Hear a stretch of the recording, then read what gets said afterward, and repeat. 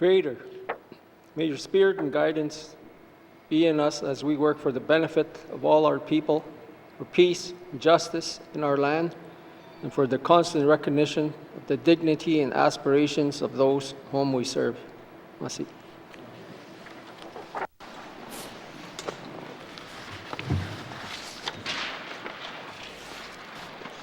Minister statements. Minister statements. Minister responsible for finance. Mr. Speaker, the Government of the Northwest Territories is committed to improving Indigenous representation in public service and ensuring Indigenous employees are genuinely included, celebrated, and given opportunities to succeed. We are committed to creating a public service that is welcoming, culturally competent, and free of discrimination, one that serves in a way that respects and includes the Indigenous peoples and communities of this territory. Today, I am pleased to announce that the Department of Finance is launching the Indigenous Recruitment and Retention Framework and Action Plan by developing business practices that include recruitment and retention strategies.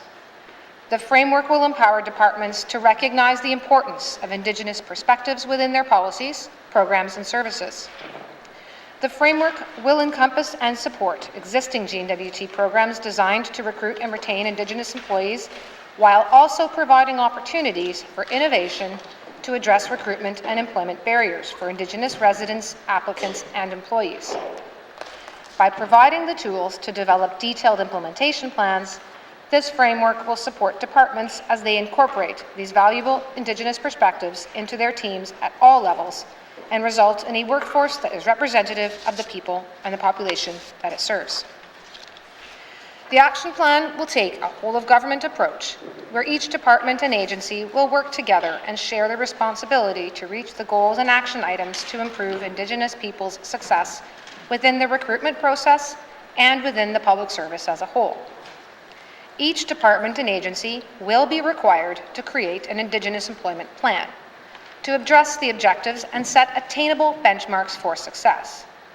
The development of unique department-specific Indigenous employment plans allows departments to address barriers to employment, retention, and advancement of Indigenous people that are specific to their department and communities. Mr. Speaker, the Indigenous Recruitment and Retention Framework and Action Plan were developed collaboratively. Representatives from the Department of Finance worked with officials from Indigenous governments and utilized targeted internal engagement to hear firsthand what they identify as barriers to employment for Indigenous people. The top barrier identified by Indigenous governments was the overinflation of job descriptions. We have listened to what we heard, Mr. Speaker, and our very first action item is to conduct a detailed review of all N.W.T job descriptions. We also heard that we need to ensure that we hold ourselves accountable to enact meaningful, attainable change through the public service. As I noted, each department will be required to complete department-specific Indigenous employment plans with specific Indigenous employment targets. And we will hold ourselves accountable by ensuring that those plans and targets are tied to deputy head and senior management performance appraisals. Mr. Speaker, these are only 2 examples of the 11 action items we developed in collaboration with Indigenous governments. This collaborative approach ensures the framework and action plan will meet the concerns of Indigenous governments and the people we all serve. It will allow us to become more engaged, more responsive, more aware of the residents' needs, and provide flexibility in our responses and the development of programs and policies to ensure meaningful changes are made within the public service and felt within our communities and by our employees. Mr. Speaker, the Indigenous Recruitment and Retention Framework and Action Plan will improve Indigenous representation and ensure that the public service is diverse and inclusive. It supports continual improvement of our recruitment and retention practices and provides opportunities to celebrate our progress as we move forward in setting our sights on new levels of success in Indigenous representation. Thank you, Mr. Speaker. Thank you, Minister. Minister statements. Minister statements. Minister responsible for the Northwest Territories Housing Corporation.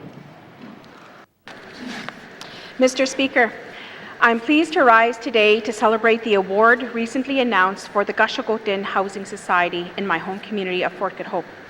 The Canada Mortgage and Housing Corporation Gold Roof Award for Knowledge to Action was presented to the dedicated team representing the N.W.T Housing Society. This award recognizes the work the N.W.T Housing Society has done in developing its own housing repair and maintenance program, and includes a $10,000 contribution to help the Society continue its work. Mr. Speaker, this is an example of how communities can take a leadership role in increasing housing in partnership with the Housing Corporation.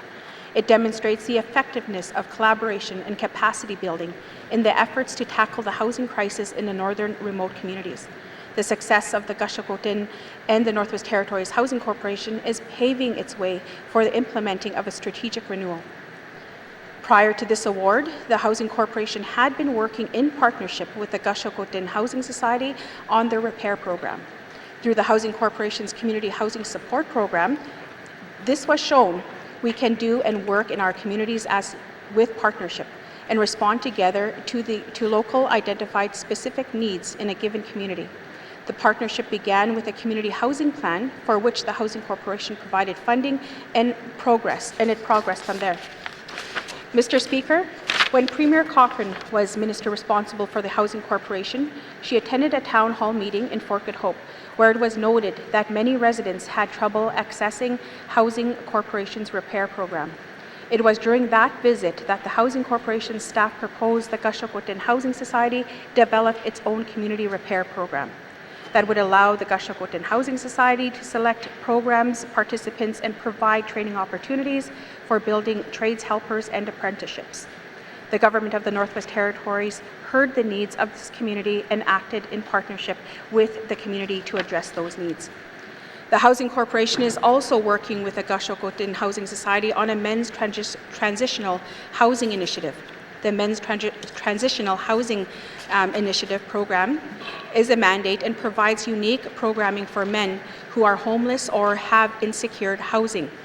Through a holistic approach, this is strongly rooted in the Dene and Métis culture. Given the award-winning track record of the Housing Corporation Society, I would not be surprised if I would be standing here again in the future if they may receive an additional award. Mr. Speaker, I would like to use this opportunity to express our appreciation to the community and the dedication of the N.W.T Housing Society, and look forward in building our partnership to address housing needs for all Fort Good Hope residents. I would like to thank all Fort Good Hope residents and for your tireless work and providing a model for other communities. I would also like to thank the Housing Corporation staff for their dedication and their work into such a unique approach. Masi, Mr. Speaker. Thank you, Minister. Minister statements, member statements, member statements, member for Hay South. Thank you, Mr. Speaker.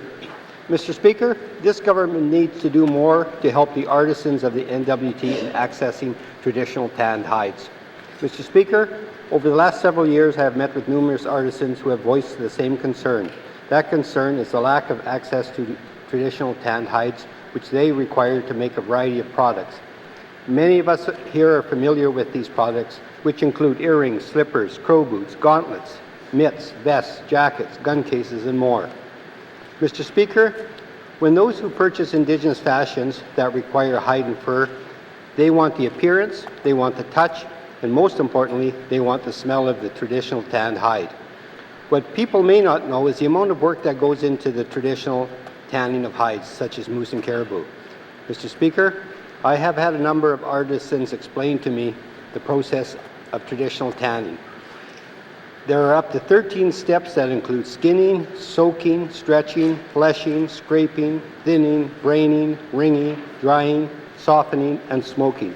This process can take up to 3 weeks, consisting of many hours to complete. Mr. Speaker, tanning requires access to raw materials, special tools, patience, and a lot of hard work. The practice of tanning hides is a long tradition with Indigenous people. Mr. Speaker, this skill may be in jeopardy of being lost if this government and Indigenous governments do not provide the support to those few who have retained the knowledge that was passed on to them and who now want to pass it on to others. Mr. Speaker, we have a hide and fur program in place which was, in part, meant to support the need of artisans to have access to raw materials, such as hide and furs, at affordable prices. Either it does not have sufficient product, is not well advertised, or may be unaffordable for artisans. We need to do more in this area. Mr. Speaker, I would challenge the Minister responsible for ITI, the Minister responsible for ECE, and the Minister responsible for ENR to collaborate and develop a standalone program that would provide financial compensation to those that are tanning their own hides and to those harvesters who bring the hides out after successful harvest. I will have questions for one of the foregoing ministers at appropriate time. Thank you. Hear, hear. Thank you, member for Haver South. Member statements. Member statements. Member for Frame Lake. Merci, Monsieur le Président. As I understand it, the Tweecho All-Season Road is supposed to be completed and open tomorrow. It's clear that the road has been supported by various Tweecho governments and that it will undoubtedly bring some benefits. However, there does not seem to be a coordinated approach from this government to ensure those benefits are maximized and adverse impacts are managed. I was also surprised to learn a few months ago that the road doesn't even go into the community of N.W.T, that extensive work costing a further $9 million will be required on an access road. I'm not sure how that was overlooked in the planning of a development that will ultimately cost this government over $400 million over the next 30 years. Like the N.W.T Highway, the community at the end of the road does not appear to be adequately supported by this government. There's also some question about this government's unfulfilled measures on the environmental assessment of the project. There are concerns about the adequacy of N.W.T's adaptive management of the road's wildlife impacts. A number of recently submitted plans, including the interim Wekajee Boreal Caribou Range Plan, Tweecho All-Season Road Wildlife Monitoring or Management and Monitoring Plan, and a permit application for Boreal Caribou and Wolf Monitoring all remain unapproved. A report on woodland caribou was recently released, and it recommended that there be a limited or no resident harvest in the area around the Tweecho All-Season Road, and that further research is needed on the Indigenous harvest. I continue to raise the potential need for sport fishing restrictions on Lac Lamart, where there is already a small but successful fishing lodge. No minister for N.W.T seems to want to follow up on that in any way. There doesn't seem to be any funding in the N.W.T capital budget for park or campground planning or business development for N.W.T to get better prepared for the road opening. You'd think we would have learned some lessons from the N.W.T Highway, Mr. Speaker. I have lots of questions around N.W.T's preparedness and support for communities at the end of new roads. I'll put some of those to the Minister of Environment and Natural Resources later today. Merci, Mr. Speaker. Thank you, member for Frame Lake. Bless you. Member statements. Member statements. Member for Thabacha. Thank you, Mr. Speaker. Mr. Speaker, we are living in an age of heightened public awareness and interest in police accountability and transparency. And rightfully so, because this is a matter of public safety. It is our duty as legislators to hold the government to account, and policing services falls within that purview. We must ensure that our justice system, specifically our territorial police services, are being run above board at all times. Therefore, it is extremely important that our policing services have proper oversight, including financial accountability for public funds. Mr. Speaker, policing in the N.W.T is carried out by the RCMP. The RCMP, however, is a federal police force and is guided by the N.W.T Territorial Police Service Agreement. That agreement was signed between the Government of Canada and the Government of the Northwest Territories on April 1st, 2012, and is set to last for 20 years, until March 31st, 2032. Upon review of this agreement, I noticed some areas of concern that I find troubling and lacking. Firstly, Mr. Speaker, this agreement states each fiscal year the territories will pay to Canada 70% of the cost providing and maintaining the territorial police service. According to our 2021-22 main estimates, policing services accounts for 36.1% of our total operating expenditures, amounting to $48.2 million. What I find problematic, Mr. Speaker, is that there are no requirements for the RCMP to provide public financial statements of its expenditures. The RCMP commanding officers are obliged only to provide the N.W.T. Justice Minister with a multi-year financial plan for the Territorial Police Service. However, there is no mention of any financial accountability to the Legislative Assembly of this expenditure breakdown. Mr. Speaker, I seek unanimous consent to conclude my statement. Thank you, Member for Thabacha. The member seeking unanimous consent to conclude her statement. Are there any nays? If there are no nays, you may conclude your statement. Furthermore, Mr. Speaker, there is a contract management committee within the Territorial Police Service Agreement, and it is not accountable to any public body. It is not obliged to submit any public reports of its discussions. There is no mechanism for legislative oversight or transparency. It would be nice to know what our public monies are being spent on in this area. Lastly, Mr. Speaker, there's also the issue of jurisdiction with policing services in the N.W.T. Since the RCMP is a federal agency, its internal management and administration of police standards and procedures remain under the control of Canada. Thus, the government of the Northwest Territories is very limited in authority over the RCMP. Our Territorial Minister of Justice only has the authority to set objectives, priorities, and goals of the Territorial Police Service. This only furthers the lack of transparency and accountability of the RCMP and the N.W.T. I will have questions for the Minister of Justice later today. Thank you, Mr. Speaker. Thank you, Member for Thabacha. Member statements. Member statements. Member for Decho.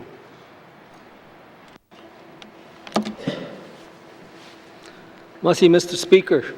Mr. Speaker, today I would like to speak to our education system and my concerns that we were not providing our youth with the tools needed to succeed in life. Mr. Speaker, 8 years ago, the Department of Education, Culture and Employment published the Education Renewal and Innovation Framework. It is a 10-year strategy guiding the department's activities until 2023. The intent was to radically change the N.W.T's junior kindergarten to grade 12 education system. In 2020, the Auditor General of Canada published a report called Early Childhood to Grade 12 Education in the Northwest Territories, which gave the N.W.T a failing grade on education in our schools. The audit found that the N.W.T needs to better monitor the performance of the education system. There are problems with data collection and analysis, including graduation rates. The N.W.T needs to monitor the education authorities on their compliance with policies and accountability frameworks. The department needs to do more to meet students' needs, and trades should be a focus in schools. The Auditor General made 77 recommendations, and the Department of ECE accepted them all, including providing additional supports to principals of small schools and teachers of multi-grade classrooms, which are common in our small communities. The department did a midterm evaluation of the Education Renewal and Information Framework in 2018. The evaluation found that graduation rates are lower in smaller communities and that a considerable number of students in high school are not advancing to the next grade level. In response to both the audit and the internal evaluation, the department prepared an action plan to improve JK-12 student outcomes in N.W.T 2020-21 to 2023-24. Mr. Speaker, now in November 2021, we are waiting for a proposal to modernize the Education Act. We are also waiting for the labor force analysis, the department's updated skills for success strategy, and the transformation of Aurora College to proceed to a polytechnic university. Mr. Speaker, I seek unanimous consent to conclude my statement. Masi. Thank you, Member for Detroit. The member seeking unanimous consent to conclude a statement. Are there any nays? There are no nays. You may conclude your statement. Mr. Speaker and Masi colleagues. Mr. Speaker, we know what the problems are. We understand that many N.W.T residents do not have enough schooling to meet N.W.T job demand in the immediate future. The 19th Legislative Assembly mandate includes increasing student education outcomes to the same level as the rest of Canada. Mr. Speaker, I'm afraid we are out of time to reach this commitment. I will have questions for the Minister of Education, Culture and Employment at the appropriate time. Masi. Thank you, Member for Detroit. Member statements. Member statements. Member for Great Slave. Thank you, Mr. Speaker. Mr. Speaker, this session, I'd planned to speak to a range of issues from tourism and business relief funding to mental health supports for residential school survivors and those experiencing addiction. However, I've spent most of my time lately consumed with the healthcare crisis at Stanton, a crisis that this cabinet appears to be characterizing as unavoidable. However, according to the Local 11 union president, the UNW has been raising this concern to the department for at least 18 months now. Concern about the low morale of Stanton personnel who have been experiencing increasing rates of burnout for years. When asked last week, the Minister of Health stated that no other wards at the hospital were facing a similar situation to that of the OBS unit, which suddenly closed last Monday. However, over the weekend, everything I read and heard directly from the nurses themselves shows that this is just not the case and more shutdowns are imminent. One way nurses feel unappreciated has been the lack of N.W.T acknowledgement of how COVID has changed the way they practice. Changes that include increased safety protocols and PPE requirements, additional personal and patient testing, and ever-changing travel and isolation rules that have required nurses to use their own leave after an exposure to COVID at work or after travel. When the federal government provided money to the provinces and territories for COVID-related healthcare expenses, every other jurisdiction used that money to give frontline workers hazard pay or bonuses. BC and New Brunswick nurses got raises of $4 per hour. In Ontario, it was $2.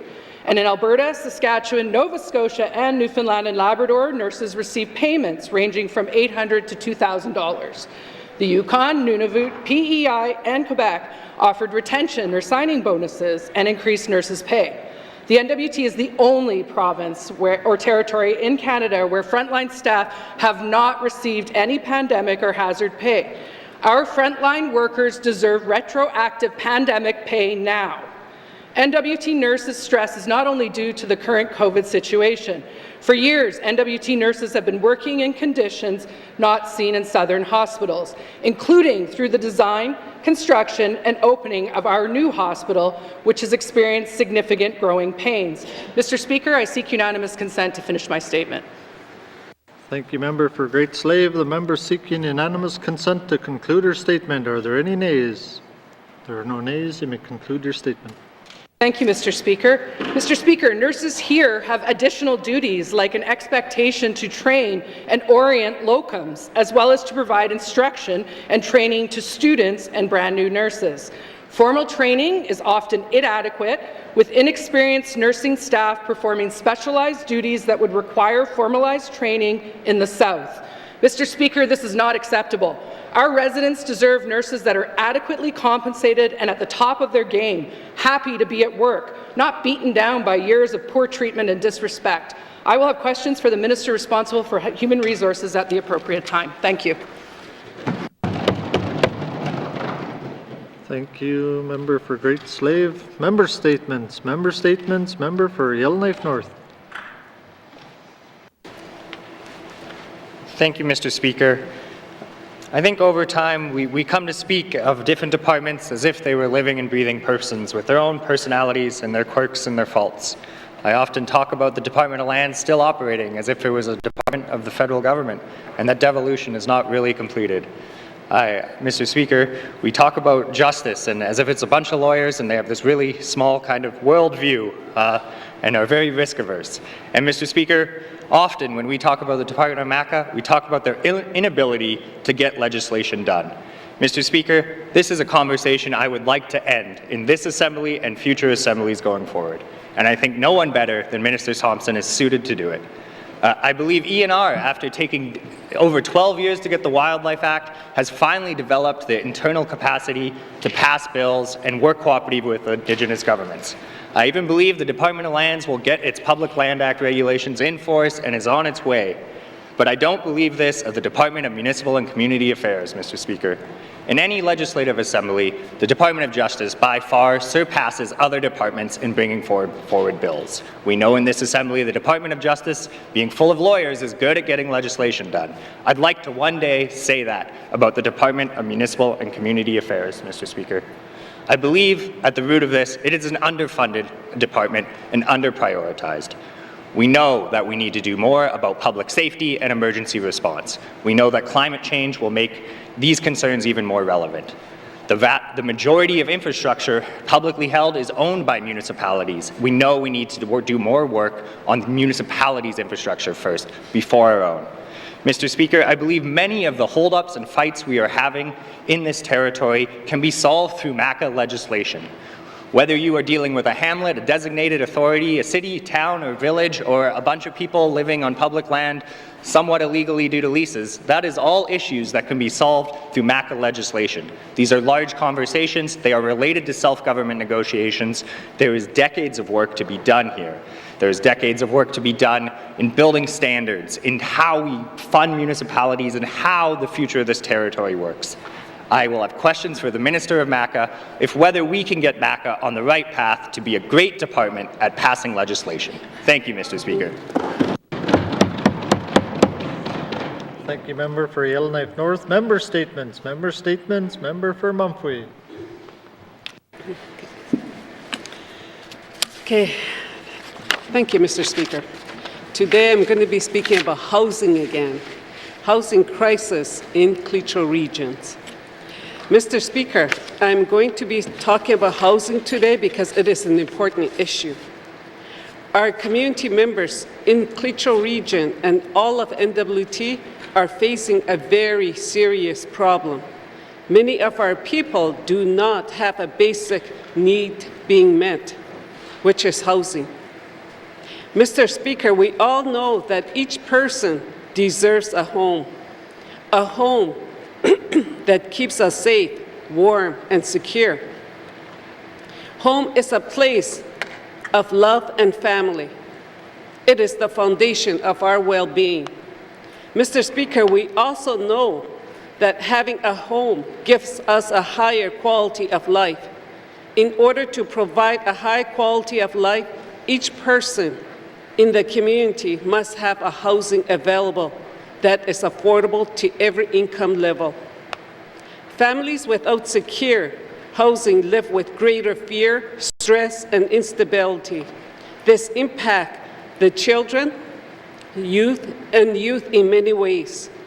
Some of the children and youth are unable to live with their own families. As a result, everyone is spread into different homes. Without a home, our people are having a hard time to provide for themselves and their family. This is unacceptable, Mr. Speaker. Mr. Speaker, many community members in the Cleacho region want to own their own homes, but it is unaffordable because of high mortgage and high cost of living. Mr. Speaker, one of the ways to address the housing crisis in Cleacho region for the N.W.T Housing Corporation is to promote home ownership program. Mr. Speaker, I will have question for the minister responsible for the Housing Corporation. Masi. Thank you, Member for Mumphrey. Member statements. Member statements. Member for N.W.T. Thank you, Mr. Speaker. Mr. Speaker, today I'm looking at housing and housing assistance, and while we're going through a housing crisis too in my riding at N.W.T, There are no market housing, Mr. Speaker, in the communities in the N.W.T. All the housing corporation does not have enough houses to address the issues. We all know that. And even the public housing we do have is inadequate. There are houses, when the wind blows a certain way, that you have snow coming in, west wind through the doors, and through the windows. I think, Mr. Speaker, what we should be doing is making. I brought this up in June, and I see that the minister and the staff did allocate funds for the communities of my riding, but we need more, Mr. Speaker. We all need more. The money's sitting there, and what we should be doing is trying to access it. I think CMHC is a part of our problem. I know they're the ones that funds us. I think my minister has been really adamant in trying to do her best to get this stuff done, but it's not being a priority of our government. Priority of this government, everybody should have a roof over their head and be able to not couch surf, like right now in, for instance, it's minus 36 in Sachs Harbor right now. How hard is it to go and buy something? Not hard. Couldn't be hard, because then you could just go buy those prefab units and go buy 20. Can't be that hard.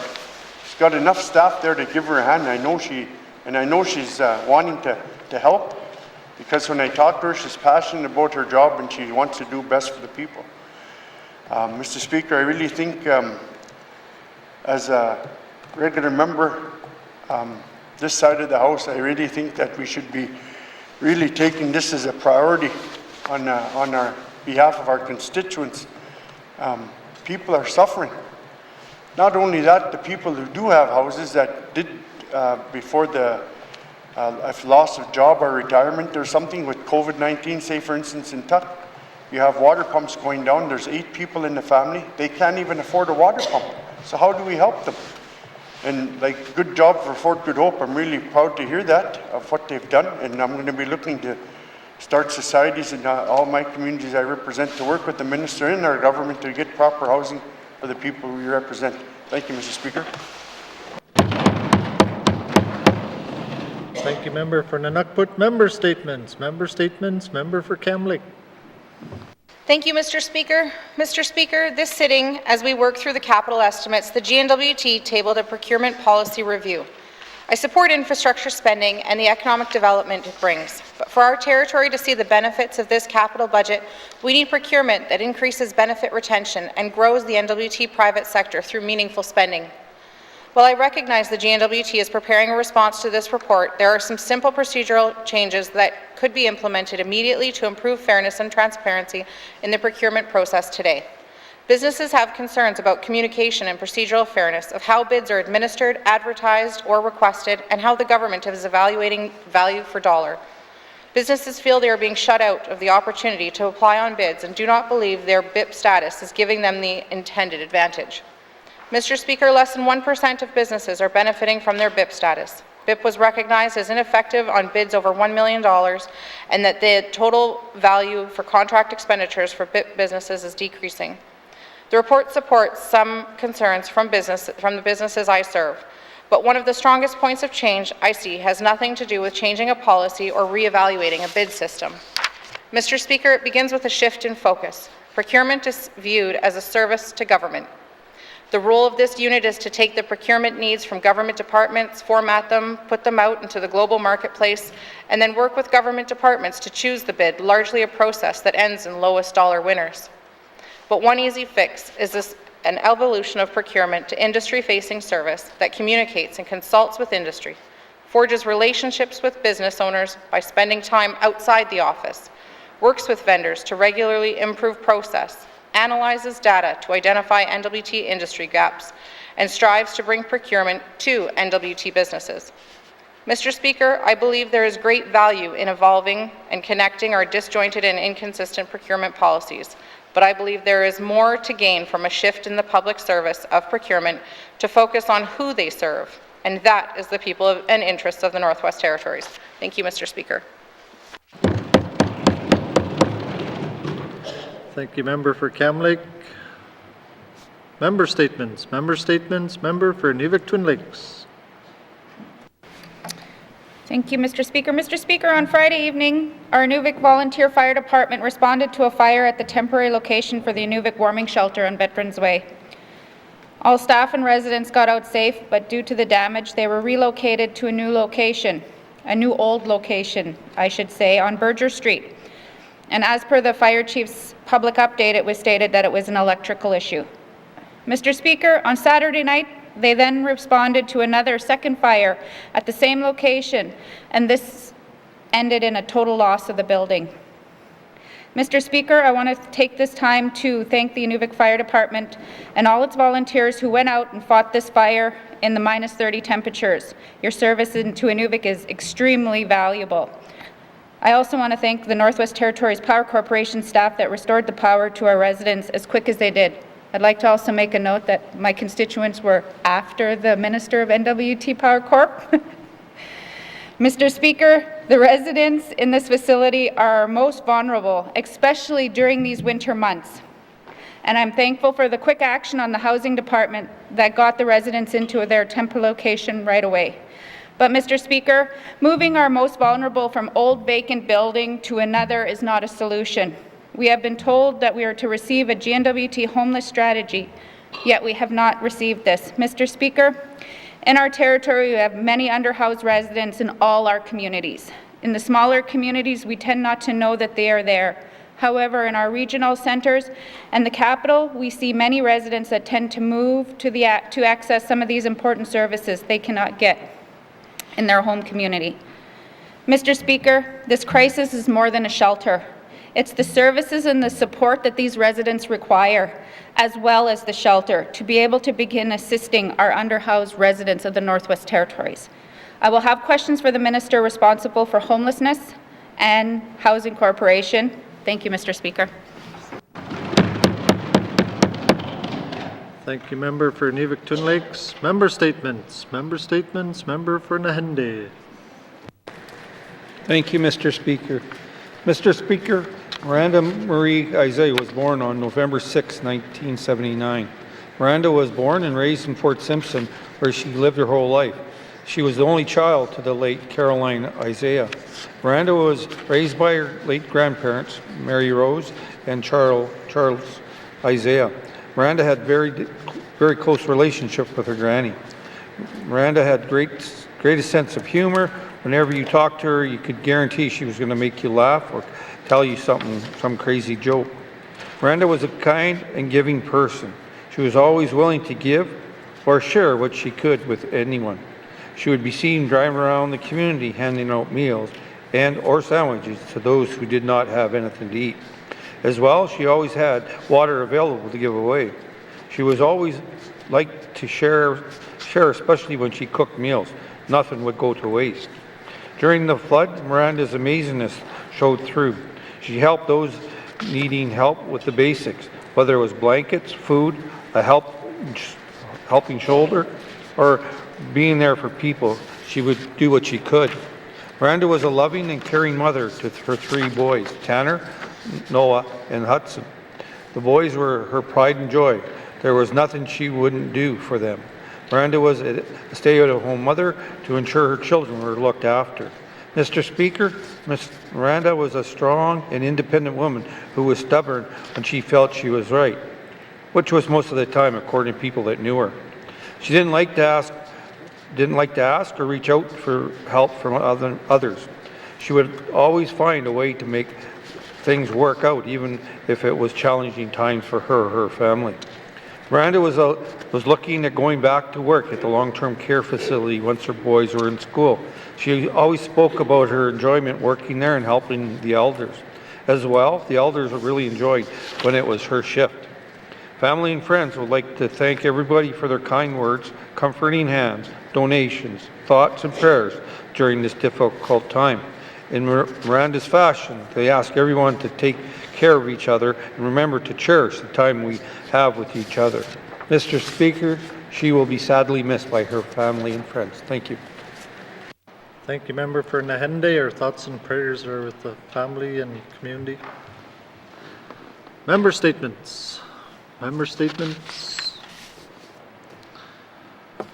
Returns to oral questions. Returns to oral questions. Recognition of visitors in the gallery. Recognition of visitors in the gallery.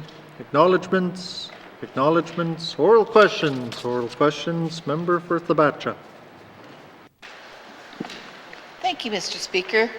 Mr. Speaker, in the N.W.T. Territorial Police Service Agreement, there is no mention of the need for the RCMP to provide the Legislative Assembly with financial statements of its yearly expenditures. Can the Minister explain why there is no public financial statements from the RCMP submitted to the Assembly? Thank you, Mr. Speaker. Thank you, Member for Thabatcha. Minister responsible for Justice. Thank you, Mr. Speaker. The RCMP, as the service provider in our agreement with Public Safety Canada, provides, so the financial accountability is to the federal government, essentially.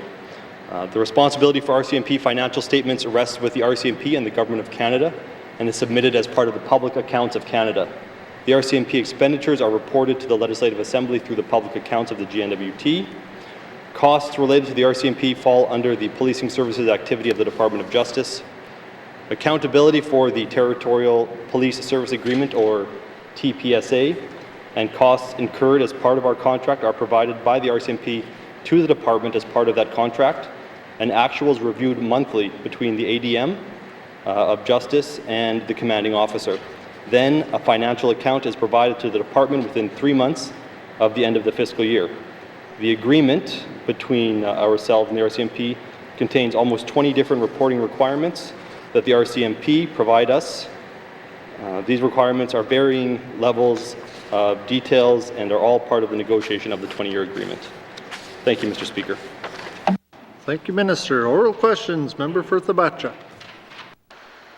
Mr. Speaker, will the Minister commit to sharing the RCMP's multi-year financial plan for territorial police services with the Legislative Assembly? Thank you, Mr. Speaker. Thank you, Member for Thabatcha. Minister responsible for Justice. Thank you, Mr. Speaker. So the multi-year financial plan is a planning document used in the contract as a forecast of potential upcoming financial implications under the Territorial Police Service Agreement. The document is a high-level first step to business planning to address the identified priorities. So after the multi-year financial planning process, business cases are prepared by the RCMP for the Department of Justice. Those business cases are reviewed to determine if an FMB submission is substantiated. Then, if FMB approves the submission, the members of this assembly see the estimates or see the adjustments in the main estimates, and we've seen that a number of times so far during this assembly.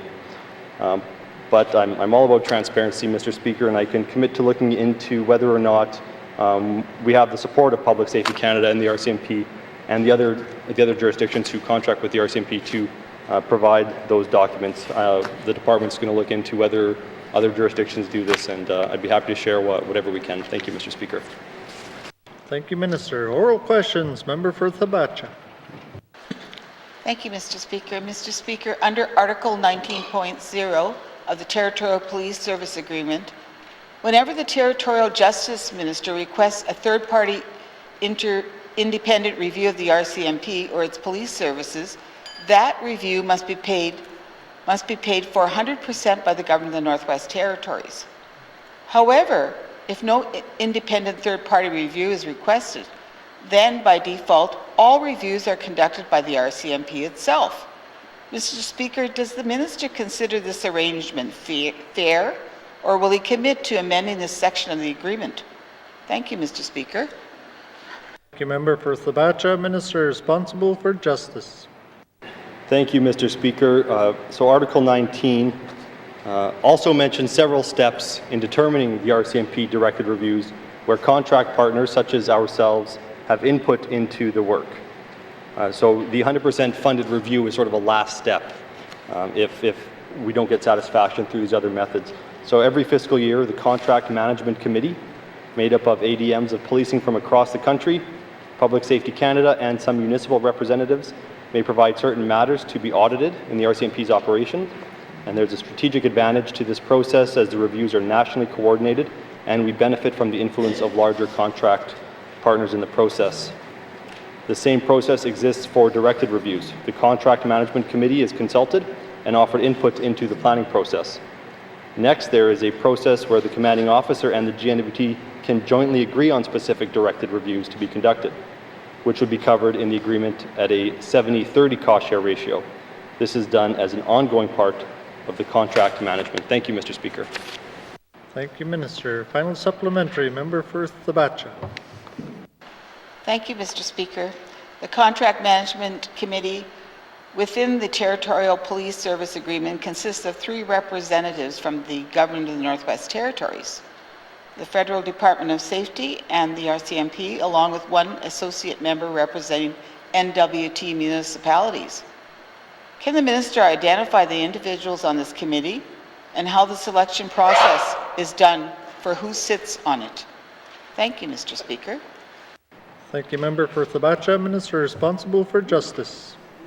Thank you, Mr. Speaker. The Contract Management Committee is a national level group that supports information sharing and collaboration among provinces and territories, Public Safety Canada, and the RCMP.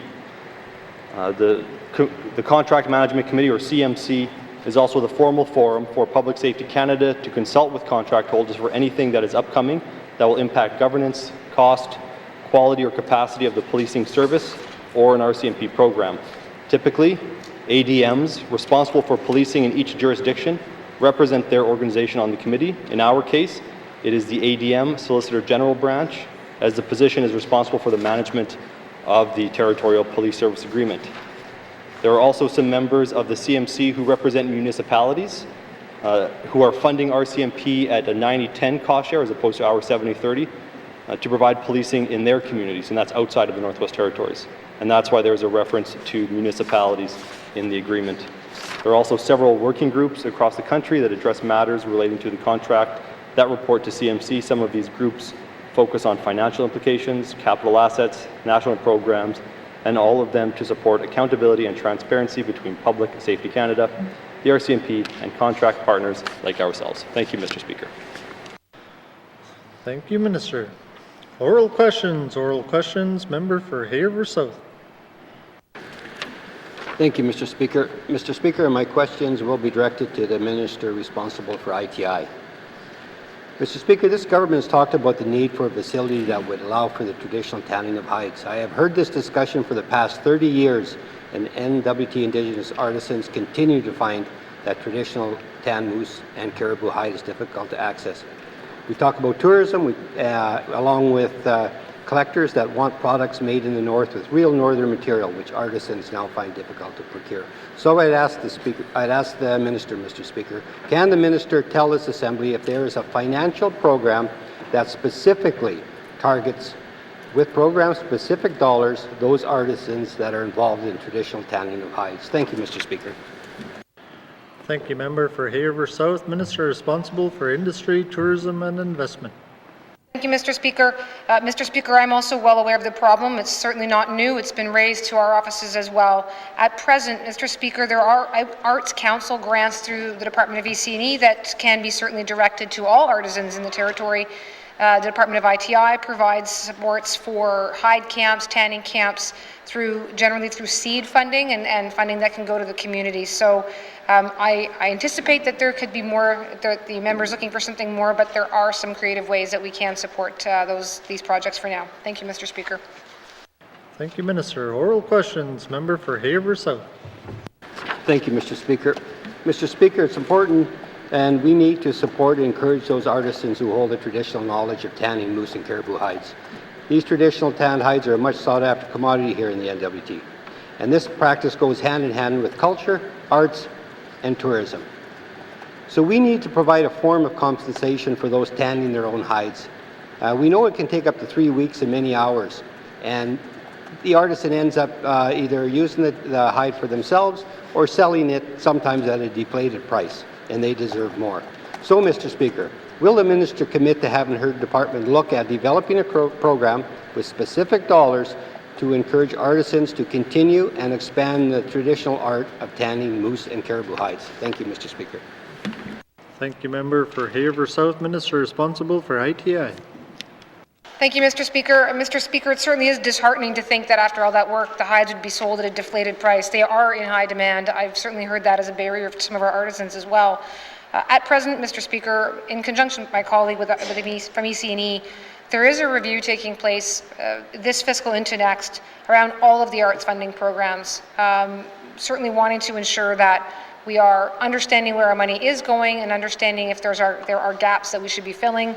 And of course, alongside that, there is the much bigger review of the government renewal initiative to really take a look at all of what we are doing as a government and where we're supporting the residents. So at this point, it's through that process that we'll be able to consider whether or not we need to change the existing programs or look for new ones to better identify where to put government dollars. Thank you, Mr. Speaker. Thank you, Minister. Oral questions. Member for Haver South. Thank you, Mr. Speaker. Mr. Speaker, it is important for Indigenous artisans to have access to traditional tanned hides, and it is just as important that this knowledge be passed down to the younger generation. I would ask the Minister, artisans are willing to teach their children, grandchildren, extended family the art of traditional tanning the moose and caribou hides. Mr. Speaker, will the Minister commit to work with the Minister of ECE to support in development a grant program beyond what is currently in place, one that has both a complementary grant and training program? Thank you, Mr. Speaker. Thank you, Member for Haver South. Minister responsible for ITI. Thank you, Mr. Speaker. Mr. Speaker, this again it's timely to have this conversation in the House. It's timely to have these questions. EC&E and ITI, of course, have released the arts strategy not long ago and are indeed, as I mentioned, undertaking a review of all of the programs and the funding associated to it. So in the course of that, we can certainly commit to working together to look at whether or not there is funding that's available that's perhaps not being utilized, whether there are programs that could be better advertised to those who need it, or if in fact there's a gap and that there's programming that's not being best directed when there is actually a need. So we'll certainly commit to looking at it in this review process. Thank you, Mr. Speaker. Thank you, Minister. Final supplementary, Member for Haver South. Thank you, Mr. Speaker. Mr. Speaker, I know that many of the artisans are actually bringing in hides from like Saskatchewan and Alberta because they don't have access to them here. So, it's important that that they have access to tanned hides, but also they need access to the raw hides as well. And this is where harvesters come in. It's important that we also provide incentive to harvesters if we expect them to bring the hides out after a successful harvest. So, Mr. Speaker, will the Minister commit to working with the Minister of ENR to work out a program that compensates harvesters for delivering the hides, moose or caribou hides, to ENR or directly to the artisan? Thank you, Mr. Speaker. Thank you, Member for Haver South. Minister responsible for ITI. Thank you, Mr. Speaker. Mr. Speaker, certainly happy to take up a conversation with another colleague. I know that ENR does have a lot of program in place to support traditional harvesters in the communities and around the Northwest Territories. And the Department of ITI, of course, is responsible for the N.W.T fur program. So we'll certainly take it away and see if there's more that can be done with our own fur program, and of course to confirm with my colleague what better response we have to this. The opportunity to have homegrown and home-sourced hides really is the ultimate solution, and I'm going to see if there's, a way that we can get there. Thank you, Mr. Speaker. Thank you, Minister. Oral questions. Member for N.W.T. Thank you, Mr. Speaker. Today, Mr. Speaker, my member statement was on housing, and we need more housing. We need to be fixing the units that we do have. I just want to know if the Minister is willing to work with the local housing authority, and if not, soon to be local housing societies, because what I'm trying to do is we'll set up a society not only with elected officials, but with local people that don't sit on no boards and they have a different view on how to work with it. Is the Minister willing to do that, Mr. Speaker? Thank you. Thank you, Member for N.W.T. Minister responsible for Northwest Territories Housing Corporation. Thank you, Mr. Speaker. With the local housing authorities as a minister responsible, I'm interested in looking at unique, different, innovative ideas.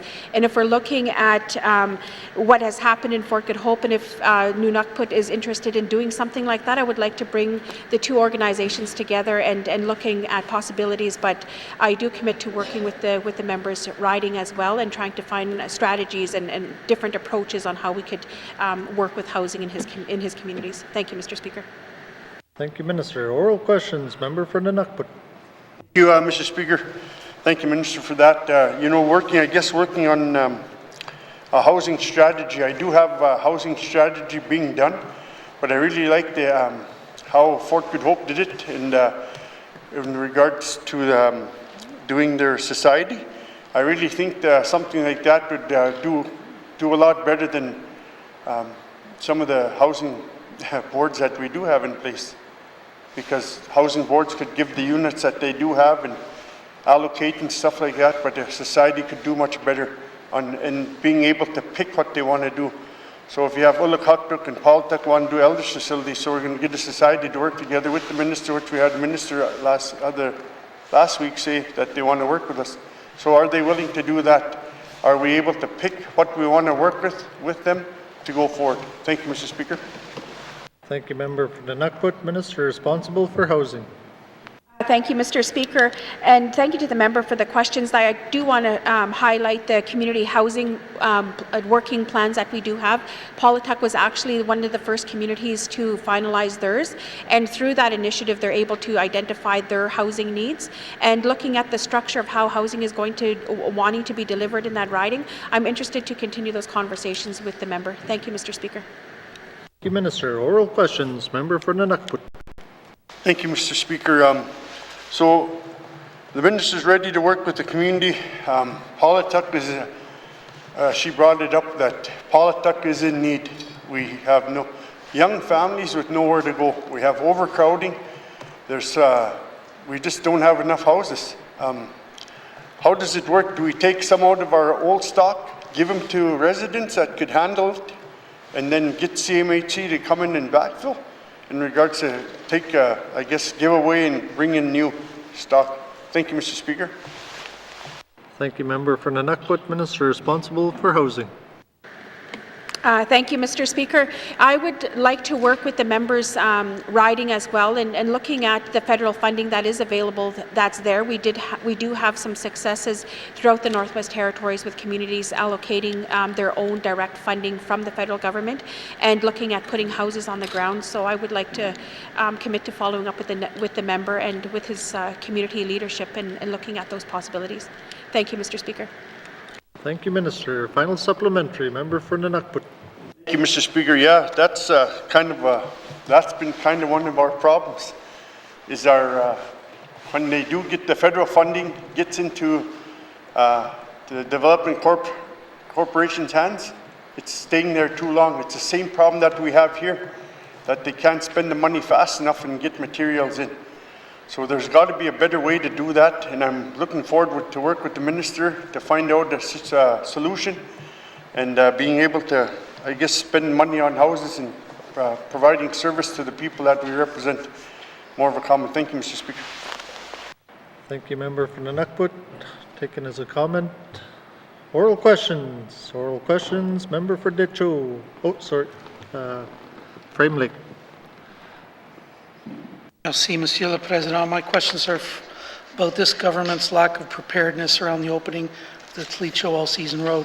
I'll mainly focus on the environmental side for now, so my questions are for the Minister of Environment and Natural Resources. The legally binding measures from environmental assessment of the project have not been completed, especially when it comes to the impact on woodland caribou. Can the Minister tell us how this will affect the proposed opening date of the road scheduled for tomorrow? Merci, Mr. Speaker. Thank you, Member for Frame Lake. Minister responsible for Environment and Natural Resources. Thank you, Mr. Speaker. Mr. Speaker, all the wildlife-related measures for the opening of the road have been completed. The ENR has been working with the co-management partners to meet the measures from the Tlicho All-Season Road environmental assessment that needed to be fulfilled prior to the road opening to the public. In July, ENR provided input into infrastructure's final habitat offset plan with boreal caribou, which was submitted to the Wekwerji Renewable Resource Board. In August, ENR submitted to an interim Wekwerji boreal caribou range plan to the WRRB. Work on the full Wekwerji boreal caribou range plan will be assumed in 2022. Thank you, Mr. Speaker. Thank you, Minister. Oral questions. Member for Frame Lake. Merci, Monsieur le Président. I want to thank the Minister for that. Of course, there's a number of things that are still not approved, and he didn't actually address my question about what effect that's going to have on the opening, which is tomorrow. So the effect, Mr. Speaker, I'll tell you, is nothing. This government hasn't completed its commitments. I noted the recently released boreal caribou population and harvest models report from ENR that recommended a very limited or no resident harvest for the boreal caribou population around the Tlicho all-season road. What is the minister going to do about the new all-season harvester access that the road represents, and will harvest restrictions be introduced, and when? I'll see, Mr. Speaker. Thank you, Member for Frame Lake. Minister responsible for ENR. Thank you, Mr. Speaker. Mr. Speaker, the boreal caribou sustainable harvest assessment report was completed for ENR to identify sustainable harvest levels for boreal caribou in the southern N.W.T, including the Wekwerji area. ENR is meeting with Indigenous governments and Indigenous organizations on the finding of this report. I must really stress we're meeting with Indigenous governments here and our organizations. The report concluded that the area around the road could support some harvest of boreal caribou, and so far we have not seen indications that sustainable harvest levels are being exceeded. ENR has hired a renewable resource officer in N.W.T to increase harvesting monitoring along the roads. In accordance with Measure 9-1, the N.W.T is also providing financial support to the Tlicho governments for the Indigenous Harvest and Monitoring Program that will begin this winter. Thank you, Mr. Speaker. Minister, oral questions. Member for Frame Lake. Merci, Monsieur le Président. Thanks to the Minister for that. I'll just remind him again that the road is opening tomorrow. So great that there's meetings happening, but the road opens tomorrow. I fully understand that inland fisheries are federal jurisdiction, but we obviously have a role to play as sellers of sport fishing licenses, promotion of country food, harvesting and sustainable livelihoods. And the minister also has a wildlife and fish division under his department. So what, if anything, has the minister done about the impacts of the new road access on the sport fishery in Lac La Martre and the sport fishing lodge already operating there? Must see, Mr. Speaker. Thank you, Member for Frame Lake. Minister responsible for Environment and Natural Resources. Mr. Speaker. Mr. Speaker, the Tlicho government and the Federal Department of Fisheries and Oceans established a fisheries management working group to ensure any concerns with fisheries are brought forward and addressed. Mr. Speaker, the Department of Infrastructure developed a fish and fish habitat protection plan with the Tlicho all-season road, which considers measures and commitments made during the environmental assessment and incorporate input from the Department of Fisheries and Oceans. And we've reached out to the federal government and we've had these conversations from our end as well. Thank you, Mr. Speaker. Thank you, Minister. Final supplementary. Member for Frame Lake. Merci, Monsieur le Président. I want to thank the Minister for that. I'd really be curious to know what's happening there, but I remain very concerned about the continuing failure of this government to adequately plan for new roads, let alone properly maintain the ones that we have.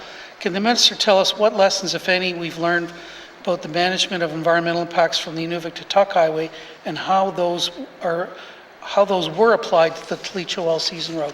I'll see, Mr. Speaker. Thank you, Member for Frame Lake. Minister responsible for ENR.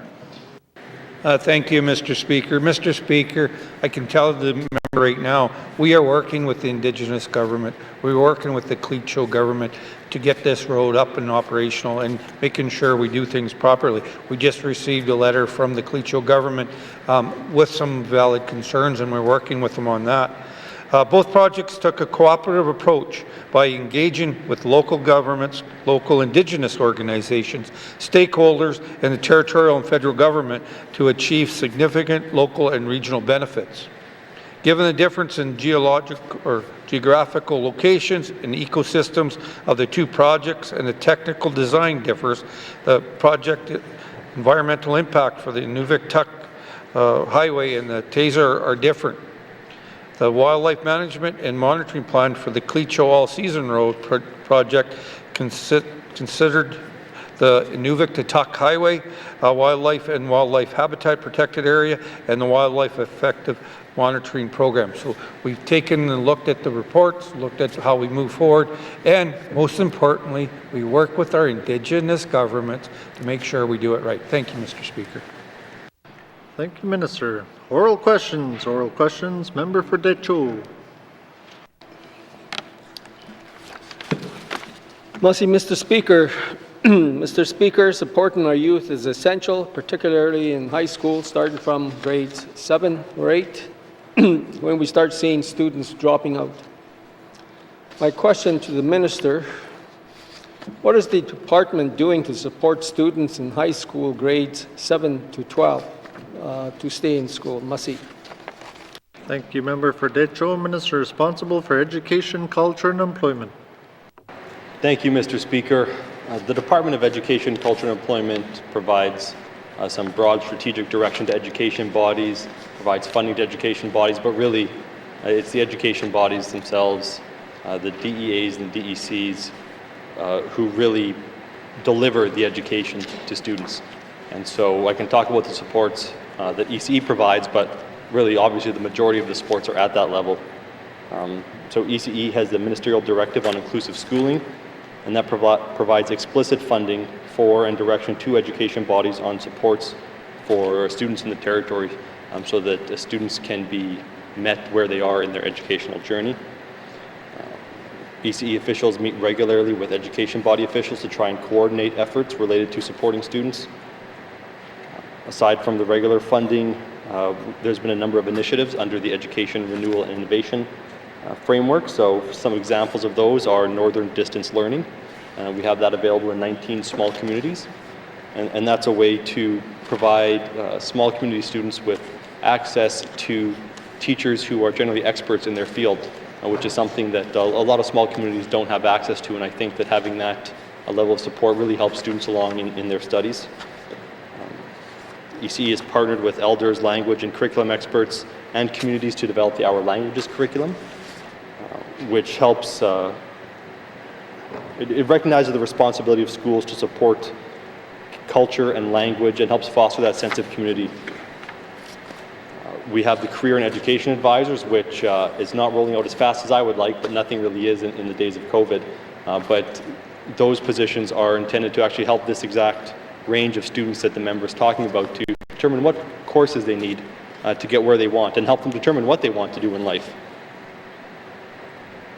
There's a number of other things, and I could talk for quite a while on this, Mr. Speaker, but I'll leave it at that for now. Thank you. Thank you, Minister. Oral questions. Member for Decho.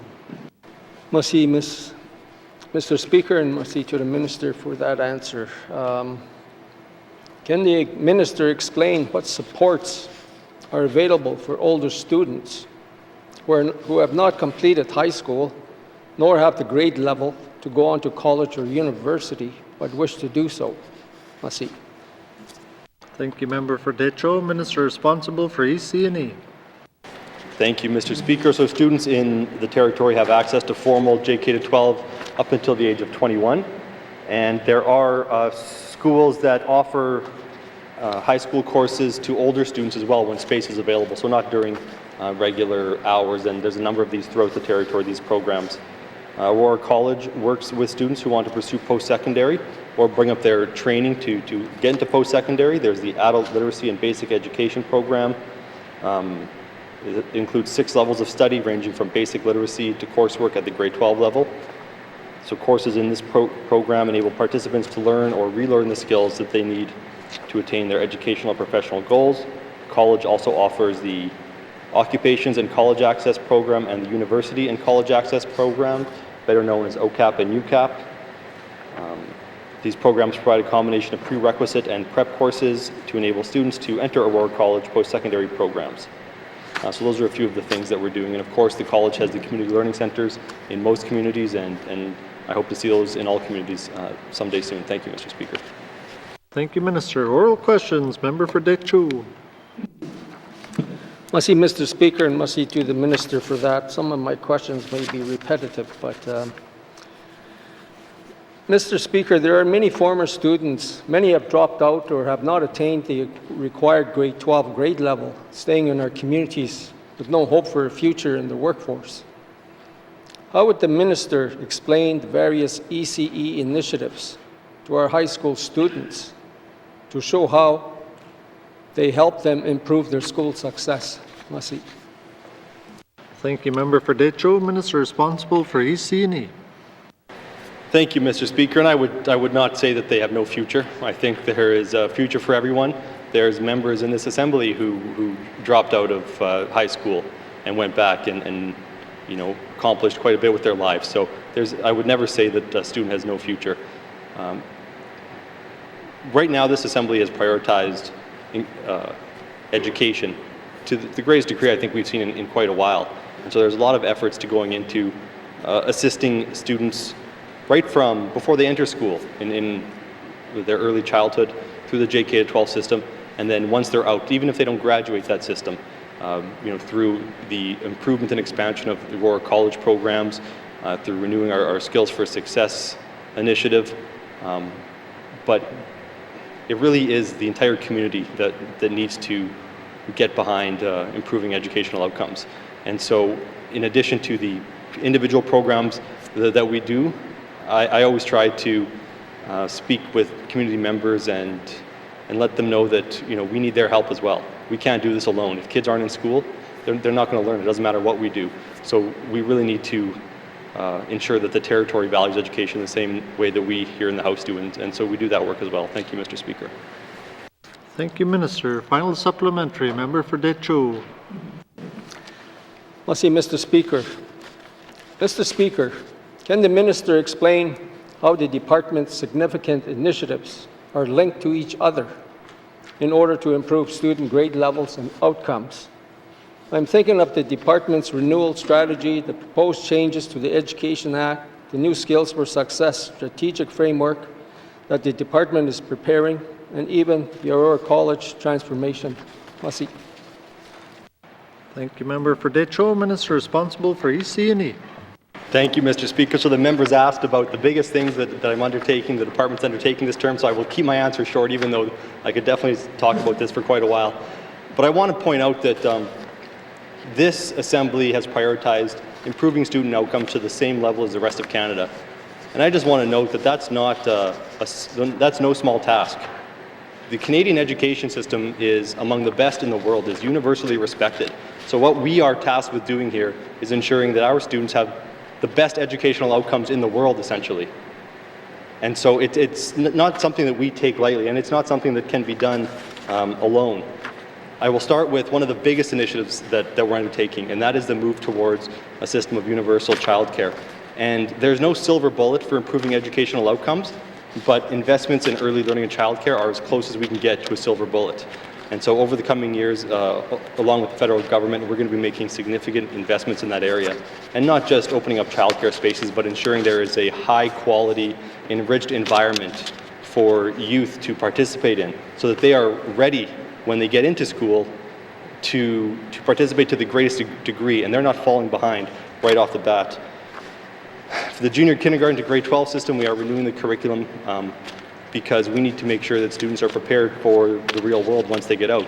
And we need to make sure that we have a curriculum that students enjoy and they see as being beneficial to them.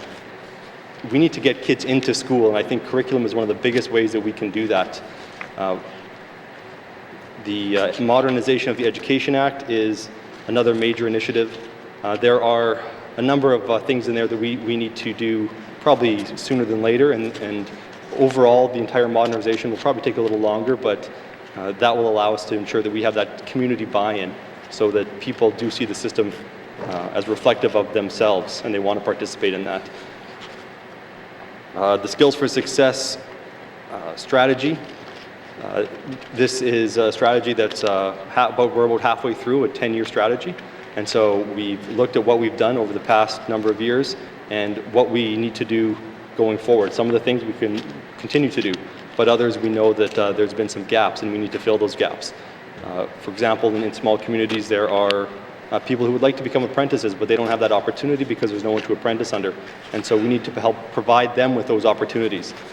So we are revamping the system to encourage students to go to school, to make them want to go to school, and to try and fill those gaps that they're falling through right now and provide them with opportunities that they don't currently have. It's no small task, Mr. Speaker, but I appreciate the members' support of improving the education system as well as that of the entire Assembly. Thank you, Mr. Speaker. Thank you, Minister. Oral questions. Oral questions. Member for Great Slave. Thank you, Mr. Speaker. Mr. Speaker, my questions are for the Minister responsible for HR. Mr. Speaker, as I mentioned in my statement, it's apparent that the issues at Stanton that are leading to ward closures long predate COVID, despite it being used constantly as an excuse. From an HR perspective, how does the Minister plan to properly investigate, characterize, and address the poor morale situation at Stanton that existed prior to COVID in order to address the long-standing issues at the hospital? Thank you. Thank you, Member for Great Slave. Minister responsible for...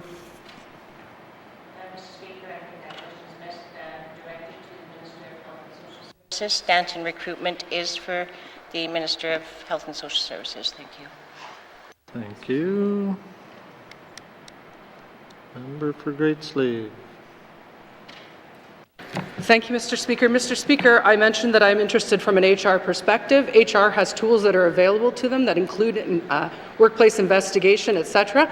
I do believe that these questions can be answered by the Minister of HR, and she actually answers my questions, so I'd like to hear from her. Thank you.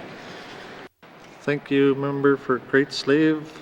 It's actually up to the Premier to choose which minister should answer, so Minister responsible for Health and Social Services. Yeah, thank you, Mr. Speaker. Mr. Speaker, I want to start by saying that I recognize the importance of morale and solid organizational culture. We've just been through a very intense period of that in this building, and of course it happens in other places as well. But the end result is that we want to build a strong and satisfied public service. So there are a variety of tools available to us, including employment engagement and satisfaction surveys. I talked about those last week with my colleague from Cam Lake. There are surveys attached to the accreditation, and there is currently a survey going on by the Professional Organization of Nurses. The department, or the NTHSSA, recently did an exit survey with nurses that left their positions between January and August of this year. And there are a couple of key findings. One is that their satisfaction is not tied to compensation. That was not one of the top 3 issues they identified. The top 3 issues were that they left for personal reasons, which included things like the needs of their families and moving to accompany a partner to a new position. They also identified dissatisfaction with management, including the level of support they receive, turnover in management and staff, and the orientation that's provided. And third, the consideration that the workplace is unsafe because of staff shortages. So this speaks to the understaffing issue that we have heard about. So there are existing labor management processes and relationships in place to deal with these challenges, and it is critical that the UNW take part in these conversations. And as a matter of fact, we had a good preliminary meeting with the UNW, including the president for the local at the hospital on the weekend.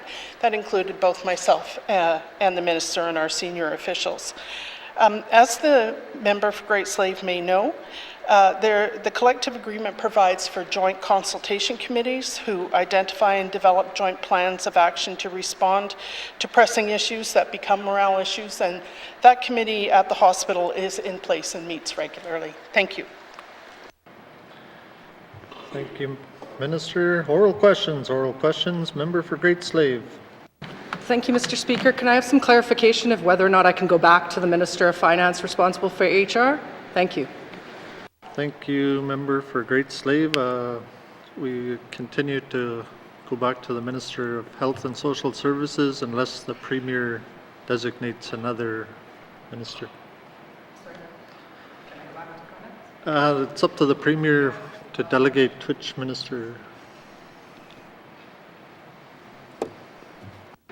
Thank you, Mr. Speaker. Mr. Speaker, I'd like to ask the Minister of Finance, as I mentioned in my statement, the Northwest Territories is the only jurisdiction in Canada that did not use COVID money to financially compensate our healthcare workers for the increased hazard and workload that they have been dealing with. Will the Minister, with her finance hat on, commit to finding money to provide Northwest Territories frontline workers with retroactive hazard or pandemic pay? Is there any indication that more money is coming from the federal government for COVID? Thank you, Mr. Speaker.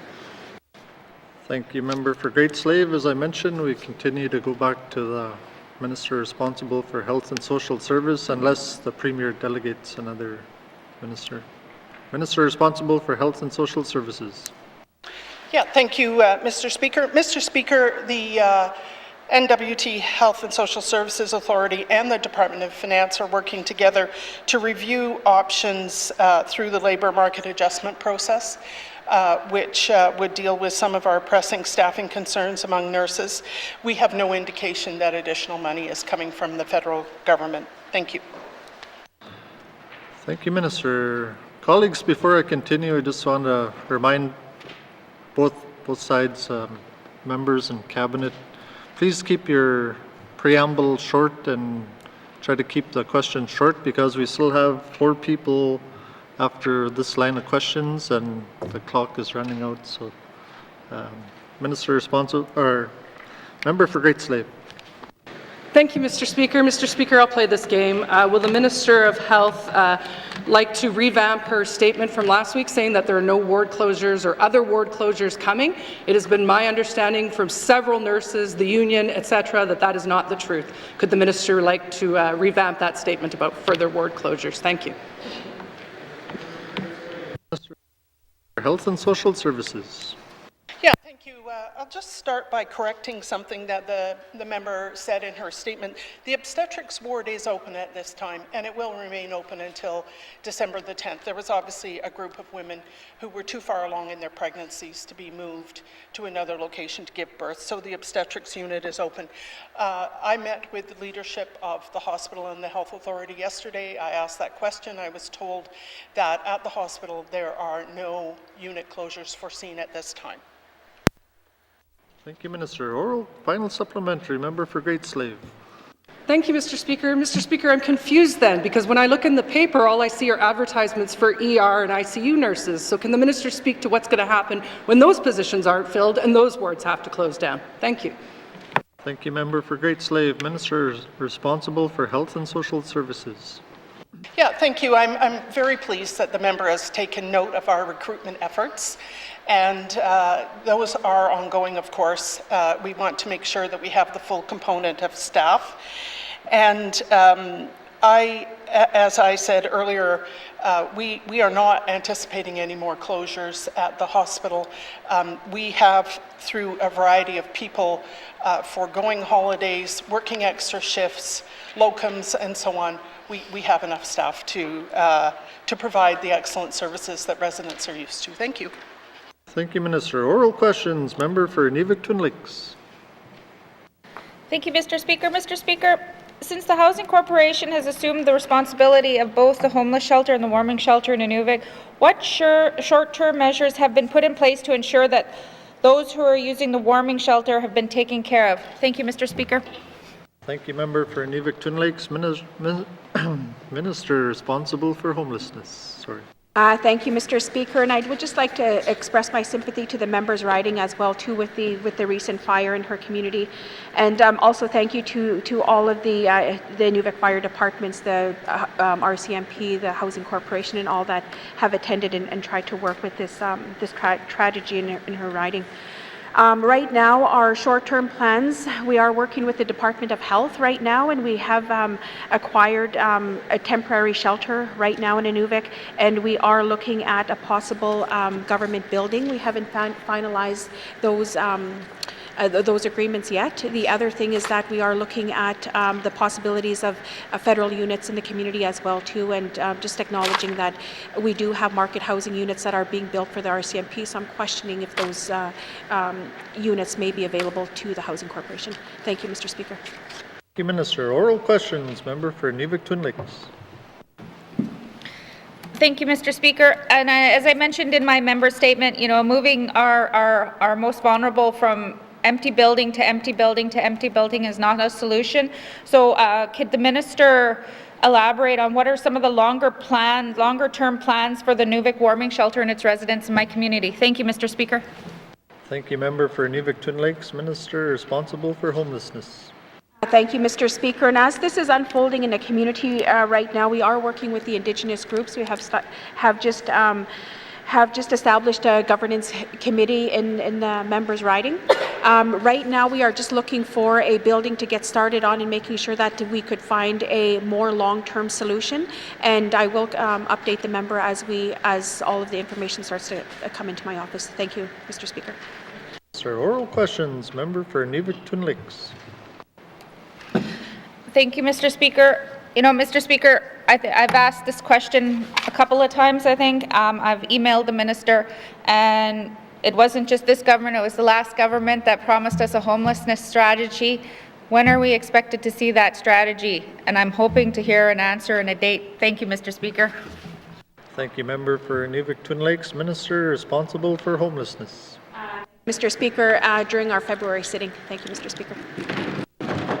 Thank you, Minister. Final supplementary. Member for Inuvik Twin Lakes. Thank you, Mr. Speaker. And this may be more of a comment. I just want to thank the department for their quick action, like I said. And one of the things is that the department has taken on is assumed all the staff within my community. So maybe it is a question as to what the long-term plan for this is, if she can elaborate. If not, I'd like an answer if I can get it in writing. Thanks. Thank you, Member for Inuvik Twin Lakes. Minister responsible for homelessness. Thank you, Mr. Speaker. I will follow up with the member. Thank you, Mr. Speaker. Member for Yellowknife North. Thank you, Mr. Speaker. My first question for the Minister of Municipal and Community Affairs is, does the department have a backlog of legislation? Thank you, Member for Yellowknife North. Minister responsible for Municipal and Community Affairs. Thank you, Mr. Speaker. Never a backlog. We've always got work to do. So MACA is responsible for 21 statutes and their associated regulations, and some of it needs to be examined to see if changes are required. MACA will be selecting when taking on and prioritizing legislative initiatives. The department needs to balance the age of legislation, its complexity, the nature and the extent of changes required, whether or not our stakeholders are experiencing issues with its administration. MACA will also consider the capacity of stakeholders to support the legislative development. The N.W.T and LGANT have both cautioned about the capacity to participate in multiple initiatives at this time. Thank you, Mr. Speaker. Thank you, Minister. Oral questions. Member for Yellowknife North. Thank you, Mr. Speaker. I thought I threw MACA a softball yes there. I note the Minister said that the department is responsible for 21 acts. That's ENR has 9 and Lands has 3. That's almost twice as many as their other departments. And I guess my question is, how many pieces of legislation did MACA intend to bring forward in this Assembly, and how many realistically are we going to see? Thank you, Mr. Speaker. Thank you, Member for Yellowknife North. Minister responsible for MACA. Thank you, Mr. Speaker. I gave him his yes last week, so he's done for the yeses. So besides joking aside there, so MACA initiated, when we first started, we were looking at 3 legislations move forward: Property Assessment and Taxation, the Fire Prevention Act, and the Senior Citizens Disability and Personal Property Tax Relief Act. Unfortunately, COVID hit, flood recovery hit, and so we realistically looked at what can we achieve at this point in time. So what we've said is the senior citizen and disability property tax relief will wait until the 20th Assembly, but we're doing the necessary work to get it going there. Also, MAC is providing advanced work with this Assembly to bring municipalities under the access to information and protection of Privacy Act. However, I can tell the member, I just had a meeting with the Deputy Minister and an ADM this morning, and we are looking at ways to move forward. Thank you, Mr. Speaker. Thank you, Minister. Oral questions. Member for Yellowknife North. Thank you, Mr. Speaker. You know what, I'm hopeful we're going to see the Property Assessment and Taxation Act. The MLA from Frame Lake often remarks that when he was on council in 1997, he asked for that act to be brought forward. And a lot has happened in the intervening 24 years, except amendments to the Property Assessment and Taxation Act. Mr. Speaker, presently, the On the Land Implementation Unit has 9 funded staff to bring one act into force. The On the Land policy shop there is actually the largest policy shop in the N.W.T for one act. Yet MACA with 21 acts does not have 9 policy staff. So is the minister willing to look what his other departments have done and maybe bring forward a similar unit to catch up MACA on their backlog of legislation? Thank you, Mr. Speaker. Thank you, Member for Yellowknife North. Minister responsible for MACA. Thank you, Mr. Speaker. The member talks about 1997 and, the backlog of way things develop. In other departments, I got 40 and 50 years of backlog, so I am working on that there. So MACA, like what most other departments, does have a policy unit. Unfortunately, some of these positions haven't been filled to date. We have been having some recruitment challenges.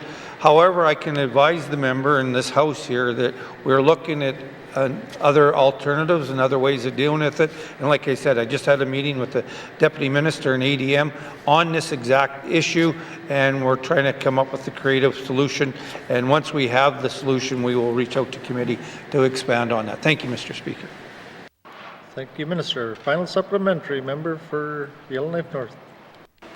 Thank you, Mr. Speaker. Yeah, I think there is some creative solutions, and perhaps some of them are in the hands of the Premier with some corporate restructuring and looking at making sure all policy shops around each department are created equally.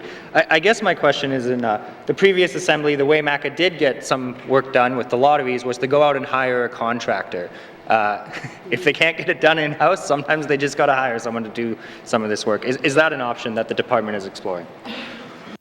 Thank you, Member for Yellowknife North. Minister responsible for MACA. And I hate to do this. Yes.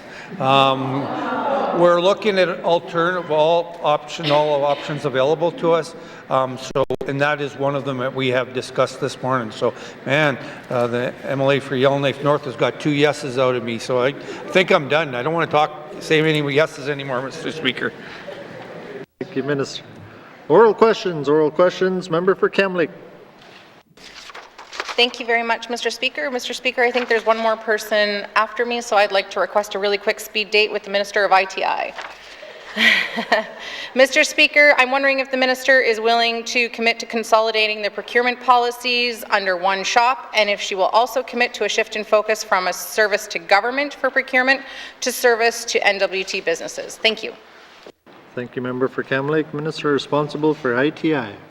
Thank you, Mr. Speaker. Mr. Speaker, those are 2 different things that I'm being asked to commit to. With respect to bringing things under one shop, that was one of the items that was recommended in the review. It is something I certainly have spoken about the importance of, but as to how that will unfold, I am still going to abide by the process that we are in the middle of, which includes a defined process of engagement with Indigenous governments. So I'm not going to make any formal commitments other than to refer back to things I've already said in that regard. And as to the philosophy underlying it and the commitments thereof, again, Mr. Speaker, it's what is the purpose and the objective of procurement.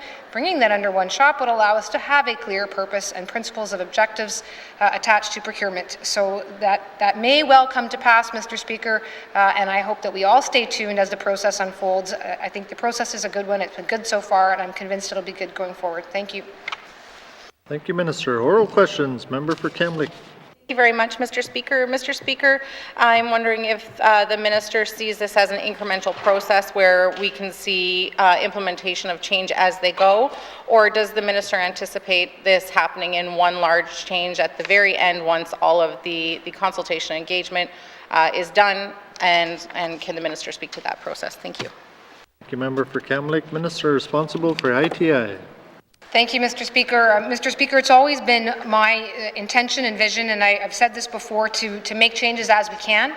I mean, we saw that there were changes that were implemented with respect to the contracting terms over the last year to see what that might do, and we're also already working on vendor performance management. So there's things underway already.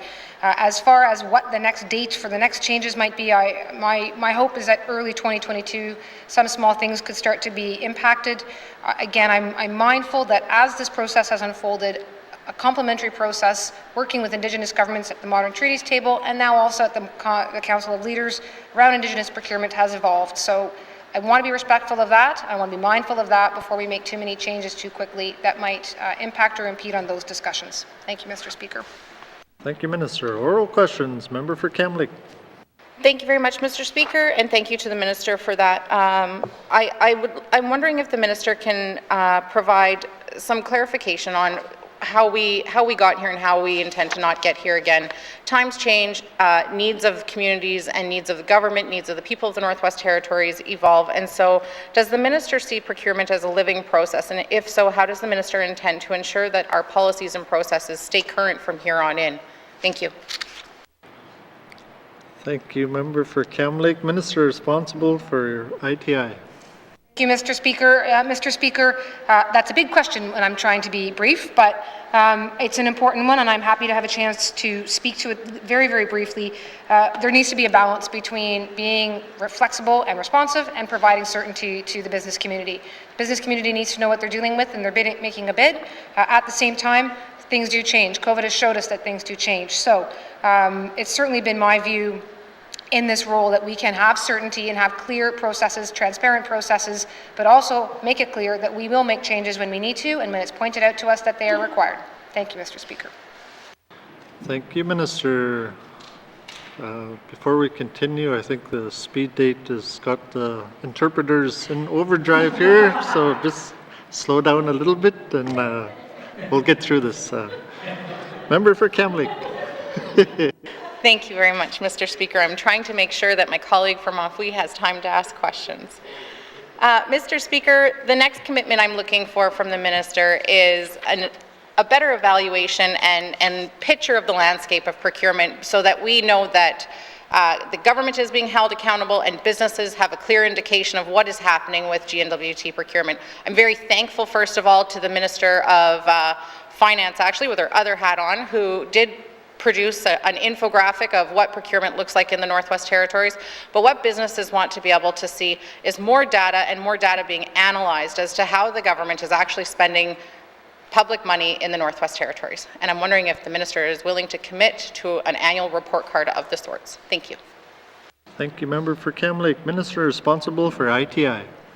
Thank you, Mr. Speaker. Mr. Speaker, if I'm not mistaken, that infographic grew out of a series of questions here in the House maybe this time last year.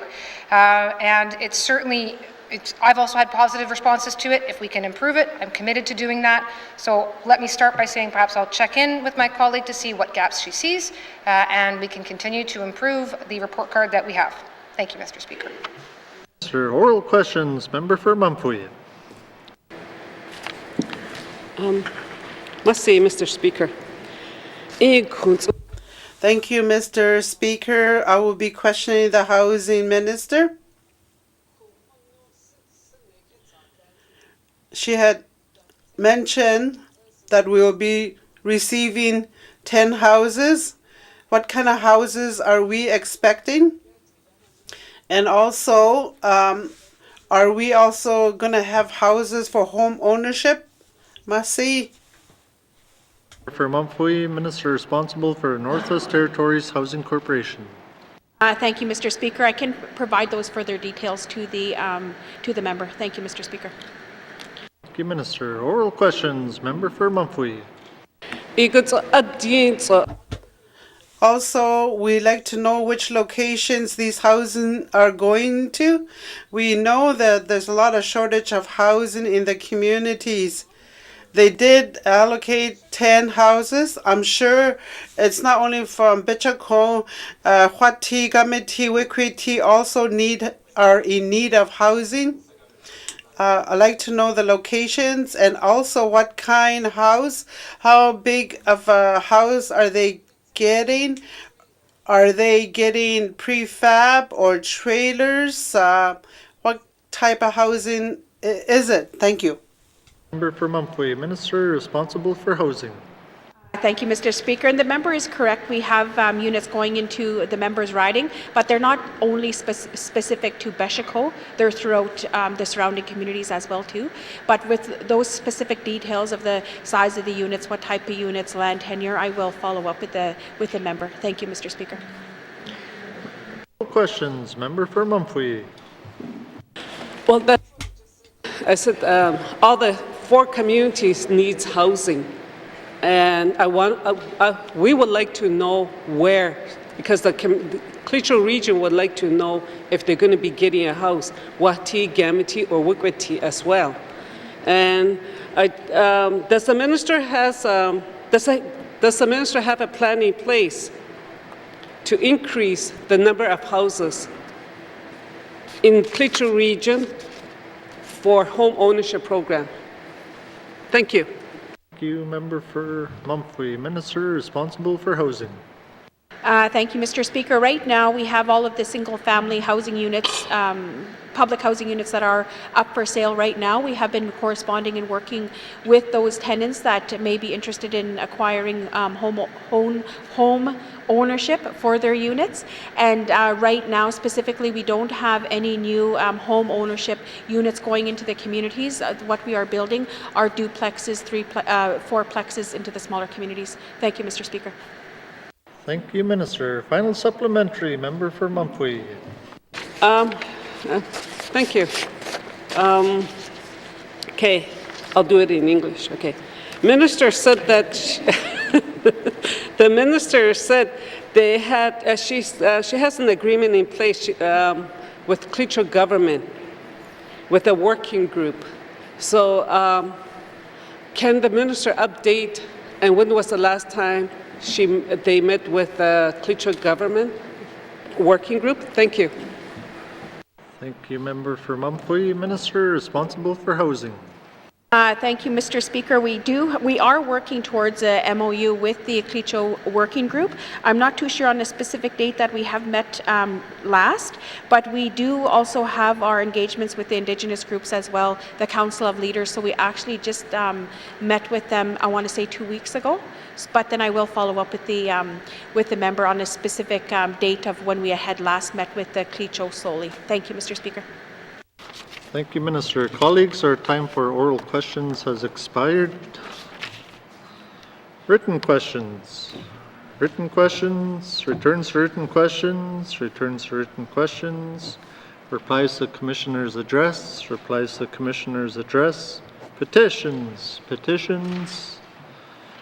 Reports of committees on the review of bills. Reports of committees on the review of bills. Reports of standing and special committees. Reports of standing and special committees. Tabling of documents. Tabling of documents. Minister responsible for Education, Culture and Employment. Mr. Speaker, I wish to table the following 3 documents: Aurora College Corporate Plan 2021-2022, Revised Aurora College Capital Budget 2021-2022, and 2020-21 Annual Report on Official Languages. Thank you, Mr. Speaker. Thank you, Minister. Tabling of documents. Tabling of documents. Minister responsible for Finance. Mr. Speaker, I wish to table the following 3 documents: the N.W.T's Indigenous Recruitment and Retention Action Plan, the N.W.T's Indigenous Recruitment and Retention Framework, and the interim public accounts for the N.W.T for the year ended March 31st, 2021. Thank you, Mr. Speaker. Thank you, Minister. Tabling of documents. Tabling of documents. Minister is responsible for Infrastructure. Thank you, Mr. Speaker. I wish to table the following document, Community Access Program 2020-2021 Results results report. Thank you, Mr. Speaker. Thank you, Minister. Tabling of documents. Tabling of documents. Member for Frame Lake.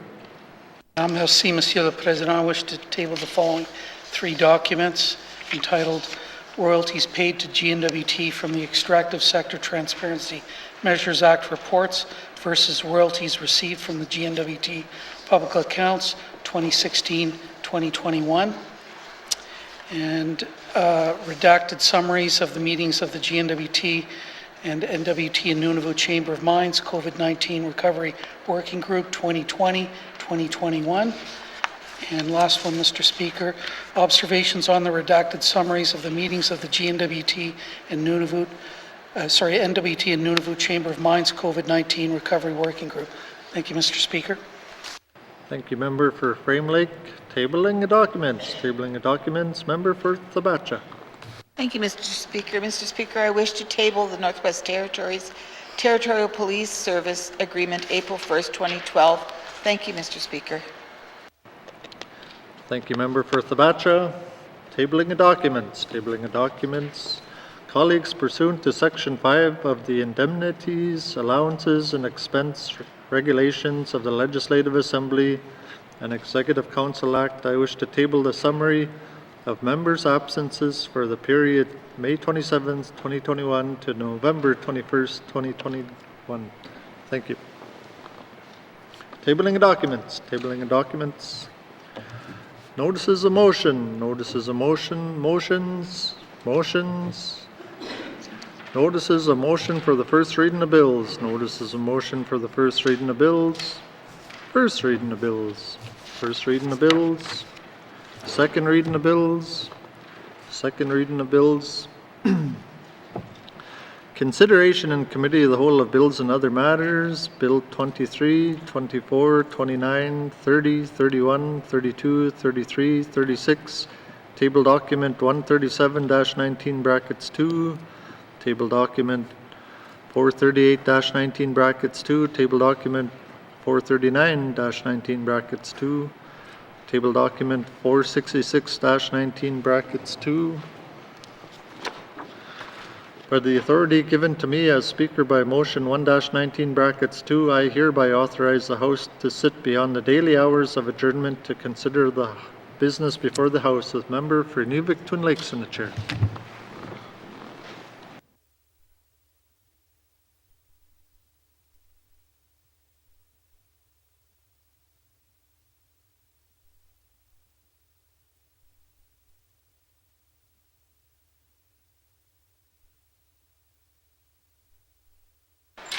I now call Committee of the Whole to order. What is the wish of committee, Ms. Member for Frame Lake?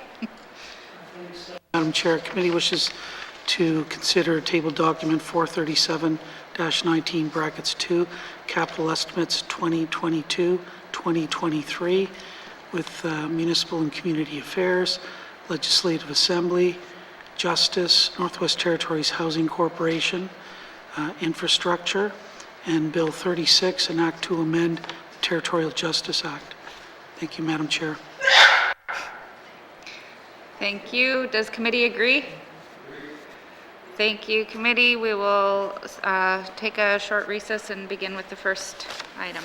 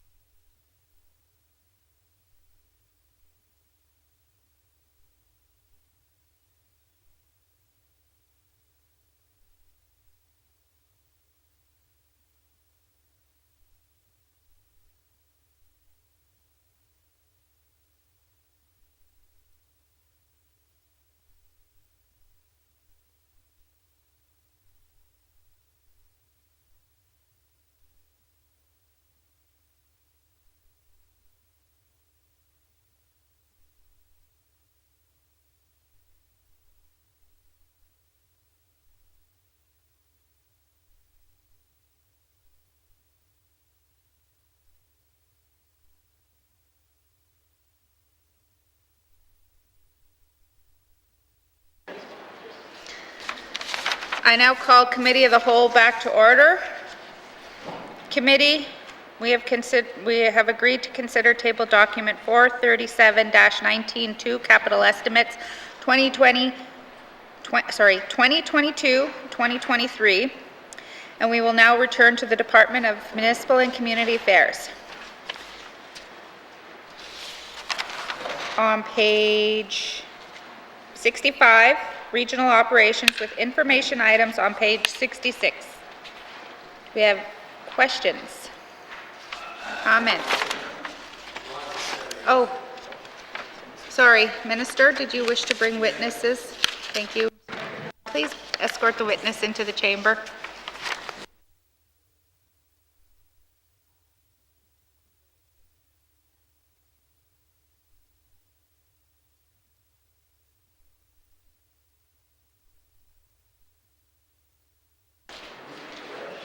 Minister, please introduce your witness. Thank you, Madam Chair. On my right is Deputy Minister Laura Guru. Thank you.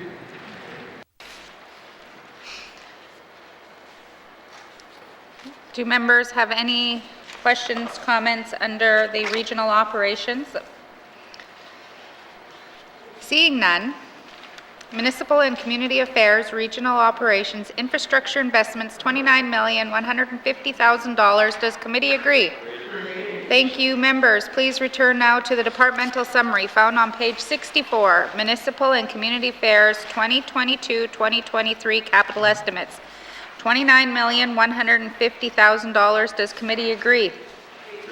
Does committee agree that consideration of the Department of Municipal and Community Affairs is now complete? Thank you, committee, and thank you, Minister. Sergeant at Arms, please escort the witness from the chamber.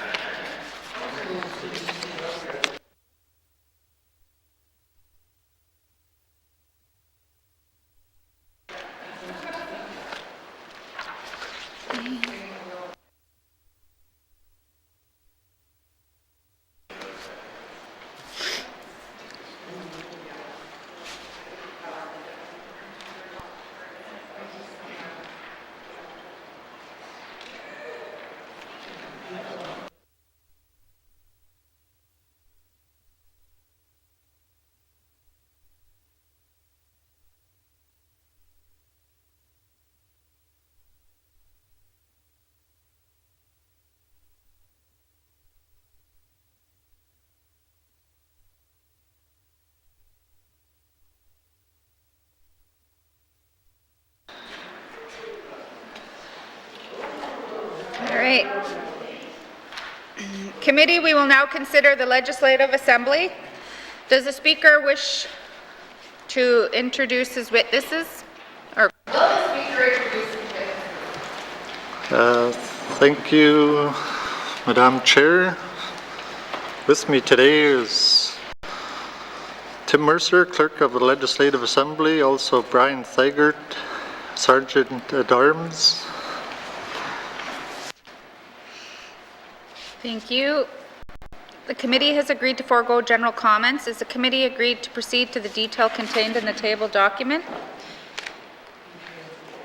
Committee, the Legislative Assembly begins on page 7 and will defer the Legislative Assembly totals and review the estimates by activity summary beginning on page 8 with the Office of the Clerk with information items on page 9.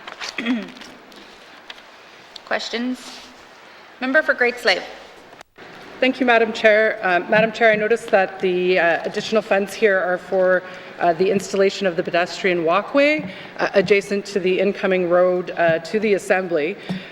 Given that the ingress and egress roads of the Assembly have some geotechnical issues, I'm wondering if the Assembly has thought of perhaps expanding this and doing an entire roadway fix-up in the coming year. Thank you, Madam Chair. Thank you, Member. Mr. Speaker. Thank you, Madam Chair. That's stage 4 of our plans, but this is stage 1. Maybe I'll just turn to the Sergeant at Arms to give a little more information on that. Thank you. Thank you, Mr. Thagard. Thank you, Madam Chair. So these funds were required to address safety concerns. So we wanted to put a focus on bringing folks safely up to the Legislative Assembly from the intersection or the entranceway to the Capitol site up by Highway 4. We have ongoing O&M funds that we use each year for the roadway, and as the members commented previously, there are some areas of concern with the roadway, but this project is specifically to deal with the safety of moving pedestrians around the Capitol site. Thank you. Member for Great Slave. Thank you, Madam Chair. Madam Chair, I'm probably going to steal the member for Hay River South's question, but asking whether or not the Assembly has considered just widening the roadway to include a sidewalk versus creating a separate path. Thank you, Madam Chair. Thank you. Mr. Speaker. Thank you, Madam Chair. Actually, that'll actually cost more to widen the highway or the road, because we'd have to widen it plus the sloping, and the cost for material will be a lot more, and also it's still a bit of a safety concern because you'll only see the lineage during the summer, and in the winter we'll still have that issue of safety. Thank you. Thank you. Are there any further questions, comments? Member for Frame Lake. Thanks, Madam Chair. Look, as a dedicated pedestrian cyclist, even in the winter sometimes, I usually come in from the other end, from where I live in Frame Lake, but I've had occasion to walk along that road many times. I've even complained a few times to our staff about how unsafe it is walking along there, particularly when there was construction going on in front of the Assembly when we had the water break and so on. So I do support this expenditure to make sure that we have a safe entrance for pedestrians. And I presume, though, one question, if I could, that this pathway is going to be wide enough for pedestrians and cyclists. Thanks, Madam Chair. Thank you, Member. Mr. Speaker. Thank you, Madam Chair. It'll actually be the same width of the other walkway, which is roughly 6 feet, so it'll be the exact same. Thank you. Thank you. Member for Frame Lake. Yeah, thanks for that response, and yeah, I support this as a dedicated pedestrian cyclist. Thanks, Madam Chair. Thank you. Are there any further questions, comments? Member for Yellowknife North. Thank you, Madam Chair. I know in this last year we ripped up the road that kind of connects our services to the rest of the city, and during that there was some engineering work about possibility of working with the museum and the Department of National Defense and RCMP and the city about some sort of district heating system. I note that that's probably now passed since we've completed that work, but can I just get an update on whether that is feasible or whether that is in the future Assembly capital plan? Thank you. Thank you, Member. Mr. Speaker. Thank you, Madam Chair. I'll just maybe turn this to Sergeant at Arms. Thank you. Thank you, Mr. Speaker. Mr. Thagard. Thank you, Madam Chair. So a number of years ago, when we were looking at that district heating program that the city was proposing, I believe the Department of Infrastructure did a feasibility study for the Legislative Assembly and the Prince of Wales Northern Heritage Centre because of them being removed from where the location was considered uptown, and it turned out it wasn't feasible to address that with the building. And in fact, I think based on that, I believe that the initial project has not got any traction and moved forward. Thank you, Madam Chair. Thank you. Member for Yellowknife North. Thank you, Madam Chair. I guess I have some reservations about this line item. On one hand, I am a huge fan of pedestrian infrastructure, and I think the more we can do to encourage people to walk and cycle, the better. On the other hand, this is, a few hundred meters of trail for $400,000. I just I'm struggling to see it as a bit of a priority. I'd like to hear from the speaker about, is this just the reality of what a trail costs to construct these days, $400,000, or do we have some reasoning how we got to such a high number? Thank you. Thank you, Member for Yellowknife North. Mr. Speaker. Thank you, Madam Chair. Just to break it down, the materials alone is 75,000. Installation is another 75,000. Tree removal is 40,000. Signage, 15,000. Contingency, I won't say, I took 41,000. Design is 35,000 and GC 20%, 49,000. So that's our breakdown of the costs. The other thing we have to look at is, let's say if something happened to a pedestrian, and the lawsuits that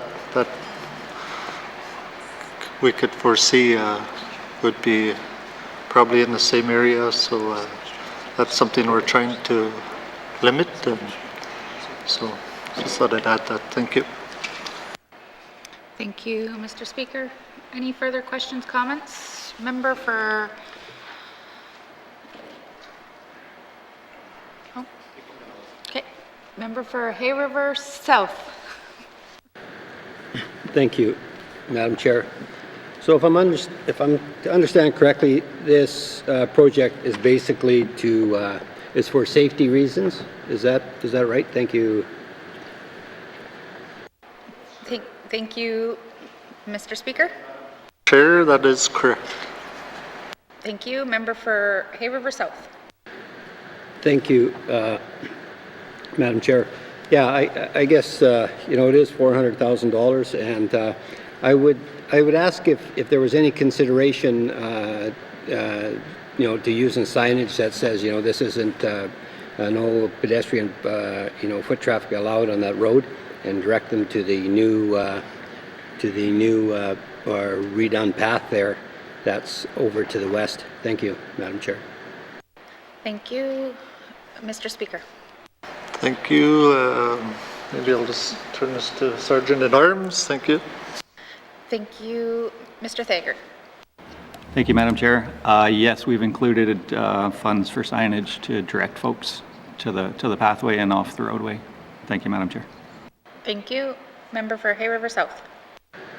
Thank you, Madam Chair. I guess what I was getting at was that instead of building a new pathway is to direct them to the existing pathway on that side. Thank you, Madam Chair. Thank you, Member. Mr. Speaker. Thank you, Madam Chair. Since the installation of the pedestrian walkway from the main entrance by the capital area, Highway 4, the Legislative Assembly started planning since then to make an adjacent trail, but maybe the Sergeant at Arms wants to add anything. Thank you. Thank you, Mr. Thagard. Thank you, Madam Chair. So the safety issue was exacerbated by the crosswalk that was put in because of the development across Highway 4. So it was great. It addressed a safety concern of people crossing the highway to get over to the site, the capital area, the roadway system for the Legislative Assembly and the museum. However, all it did was bring people over from, it addressed one safety concern and then it created another one. So we'd bring them across the roadway safely, get them onto the capital area site, and then we were still putting them on a roadway, moving them around the site on a roadway, which was not ideal. I mean, so we're just kind of now addressing that secondary concern that has resulted because of that. So signage directing them to the existing trail system is certainly an option. It would take them the long way around and they'd have to make their way down and around to connect with that trail and then make their way up to the Legislative Assembly. We've noticed over the years that people generally will take the shortest route possible to get where they're going. So 9 times out of 10, they're not going to go that way. In our experience, they're just going to come up that roadway as they are now. And of course, in the wintertime, that safety concern gets even worse with the accumulation of snow on the side of the roads. It gets a little bit narrower, and it's just a concern that we'd like to address to bring people to the building safely. Thank you, Madam Chair. Thank you. Member for Hay River South. Thank you, Madam Chair. You know, I see where you're going with this, and like I walk it pretty often, so, and I'll always take the roadway, wintertime the shortcut, short way, summertime the longer way. But the other thing, I guess, is if there is a new trail, and maybe I missed it, but will there be lighting on the new trail as well? Thank you, Madam Chair. Thank you, Member for Hay River South. Mr. Speaker. Yes, Madam Chair, there will be. Yes. Thank you, Member for Hay River South. Thank you, Madam Chair. And I guess last question is, we still have the roadway going towards the museum, and I don't think there's a walkway. You have to walk in the road. Is that going to be, is that further down the road where there will be a walkway going along there as well? Thank you, Madam Chair. Thank you, Member. Mr. Speaker. Thanks. Thank you, Madam Chair. Yes, that's stage 2. Thank you. Thank you, Member for Hay River South. Thank you. No further questions. Member for Hay River North. Thank you, Madam Chair. A number of my questions have already been answered, so I'll probably keep this pretty short. So the stretch of road we're talking about, there was comments about the safety concerns. How many incidents have occurred on that road where perhaps someone was struck by a vehicle, or there was some sort of collision or near misses, if we know of that in the past, I guess, 25 years that the Assembly has been here? Thank you. Thank you, Minister. Mr. Speaker. Thank you, Madam Chair. For that detail, I'll go to Sergeant at Arms. Thank you. Thank you. Mr. Thagard. Thank you, Madam Chair. Luckily, to this date that I'm aware of, there have been no vehicular and pedestrian collisions along that route. The traffic down that roadway, pedestrian-wise, obviously wasn't as significant as it is now.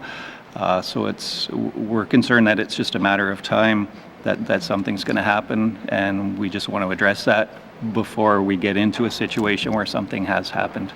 We've had a number of complaints from folks walking down there, former members included, that it is a safety concern and they're not comfortable, or they weren't comfortable, and they were concerned for their safety. So that helped drive this project as well. Thank you, Madam Chair.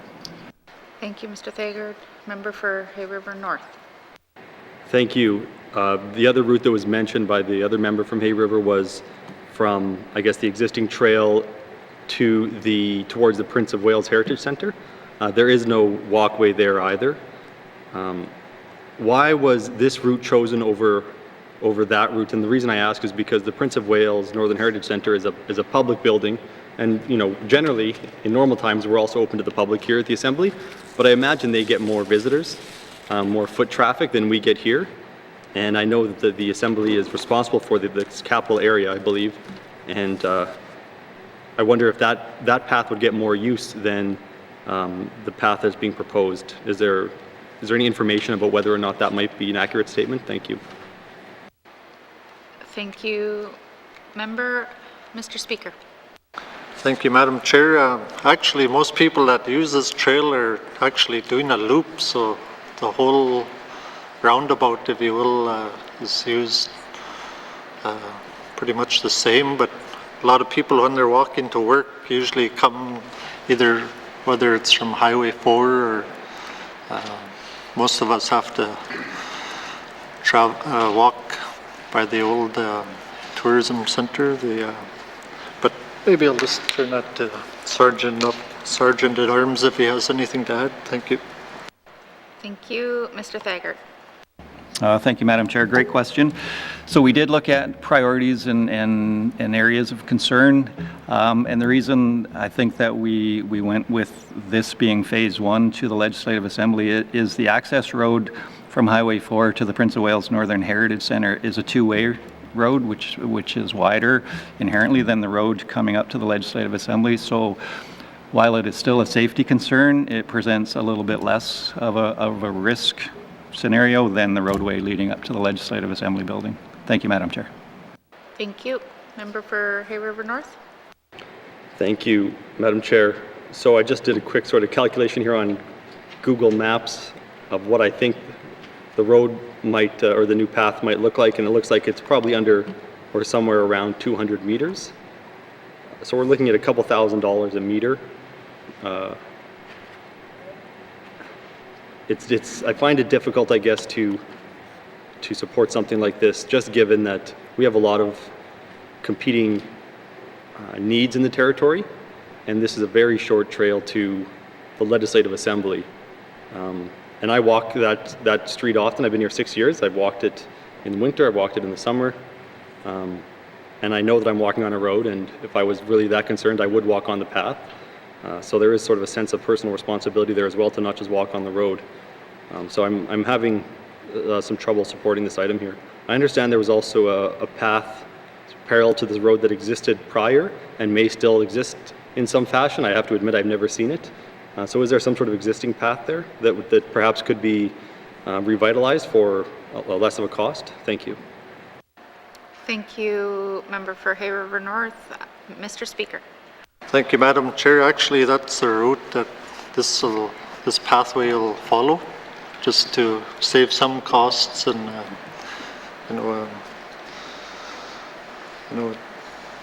it's all about safety. As a Minister of Education, Culture and Employment should know that we have to look after our employees as well, and most of them which actually walk to work, and there's not much traffic at 6 a.m. when you're walking to work here at the Ledge. So, but it's all about safety, and if members don't agree with it, then it's up to them to support it or take it out. Thank you. Thank you, Mr. Speaker. Member for Hay River North. Thank you, and I did consider that I don't see a lot of traffic there, maybe because of the hours that I do walk that path. Yeah. I have no further questions, but I do want to state that I do have serious reservations about this item. Thank you, Madam Chair. Thank you. Are there any further questions, comments to this? Seeing none. Legislative Assembly, Office of the Clerk, Infrastructure Investments, $400,000. Does committee agree? Thank you, members. Please return now to the Legislative Assembly summary found on page 7. Legislative Assembly 2022-2023 capital estimates, $400,000. Does committee agree? Does committee agree that consideration of the Legislative Assembly is now complete? Thank you, committee, and thank you, Mr. Speaker. Sergeant at Arms, please escort the witnesses from the chamber. Committee, we're going to take just a short couple-minute break for the Minister of Justice to have his witnesses. Thank you.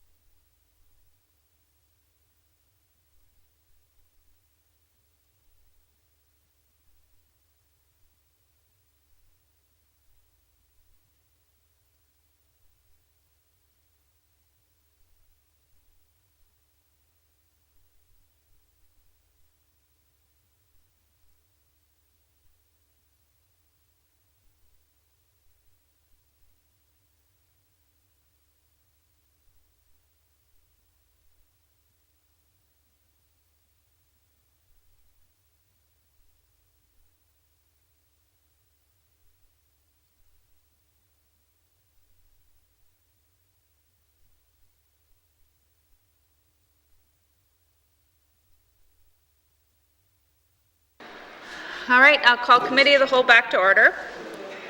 Committee, we will now consider the Department of Justice. Does the Minister of Justice wish to bring witnesses into the chamber? Yes, I do. Thank you. Thank you. Sergeant at Arms, please escort the witnesses into the chamber.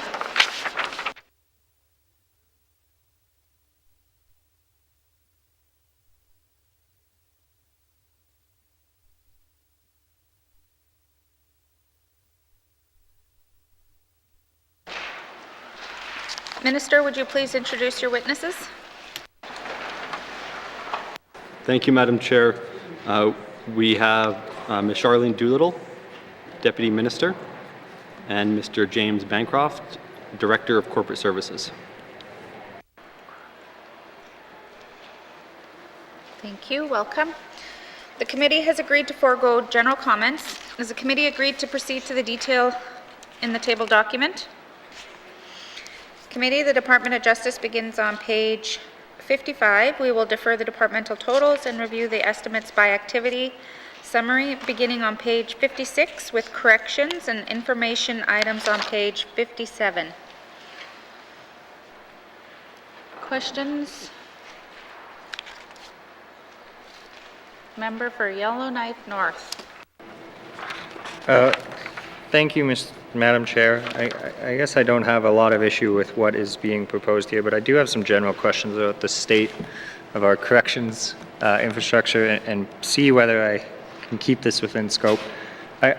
Specifically at North Slave, I note that the youth facility has very, very low attendance. I think is not quite the right word. We don't put a lot of youth in jail anymore, and we have a beautiful facility over there. I'm just wondering if the department is looking at reusing that or can share some insights on that. Thank you. Thank you. Member Minister. Thank you, Madam Chair. So we need a facility to hold youth. Whether that is the current facility or we build a new facility, we do need somewhere. It's not really feasible to send youth away to Whitehorse or Edmonton. And I think we all know that the cost of constructing something new is a big upfront cost. And so our option would be to construct something new and then try and do something with this current facility that already exists and is pretty difficult to repurpose or to keep the facility as is. So that's a long way to say that I wish there was an easy solution where we could say, yes, we have 0 to 2 offenders in that unit at any given time. And we don't need that much space and we can do something else, but it's not an easy solution. Perhaps I can see if Deputy Minister wants to add anything to that. Thank you. Thank you. Deputy Minister Doolittle. Thank you, Madam Chair. Yes, the member is correct. Our numbers are low there, and I think that's a really good thing. The Youth Criminal Justice Act did bring in significant reforms in 2003, but however, we still have to have, as the Minister mentioned, a place to, when secure custody or open custody is ordered for youth, we need to have a place to have that. So we need both sides of the facility to do that, and it can't be sort of an open used facility. Also, we cannot mix adults and youth. And so that's another concern. We need to have adequate space for that as well. And as we do have new youth come into our facility, there's also isolation terms as well when we bring people into our facility. So this space, especially during current COVID times, we do need the space at this moment. But the department is always looking at our numbers for youth and adults, and we'll try to use the facilities in the most efficient ways. Thank you, Madam Chair. Thank you. Member for Yellowknife North. Thank you, Madam Chair. Yeah, and I guess, when there's one youth inmate in there, it's almost like, I know it's a nice facility, but it's almost a backwards way of being in solitary confinement in a giant facility. And I just like and we're certainly not going to offer very elaborate programming for 1 to 2 offenders. Can I just get the Minister to elaborate on that point, that it's not feasible to send them to Whitehorse or Edmonton? Thank you. Thank you, Member. Minister of Justice. Thank you, and I wouldn't characterize it as a solitary confinement in any way. There's often teachers in the facility to instruct students, or I guess, yeah, there would be students as if they were in school. There's, guards who I know that they build relationships with. They might sit down and play a game of chess. So it's not like a solitary confinement situation. Perhaps the Deputy Minister can provide some more of what the member is really looking for. Thank you. Thank you. Deputy Minister Doolittle. Madam Chair, and I would certainly suggest that it wouldn't be ideal to remove youth from their communities, from the Northwest Territories, and send them to, perhaps not just the Yukon, but BC or Alberta too. So that's certainly not ideal, and probably not in line with the reforms of the 2003 legislation. And as the Minister mentioned, there is significant programming in the youth facility as well. They're looking at new program and to sort of focus on criminogenic behavior as well. So this is something new, but we do have a contract with EC&E to provide educational programming. We try to do some on-the-land programming as well with the youth, and other training as well. And we can certainly, if the Minister would like us to provide programs that are available to youth in our facilities. Thank you, Madam Chair. Thank you. Member for Yellowknife North.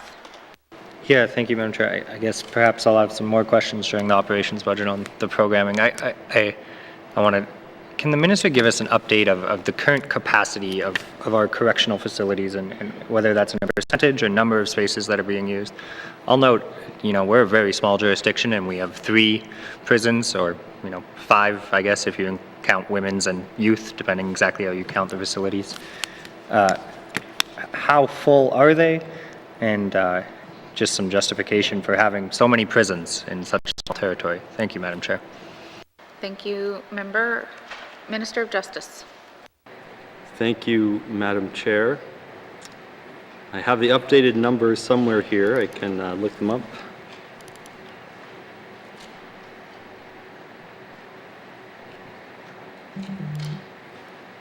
So at NSCC, we have a capacity of 148, and we have 55 inmates.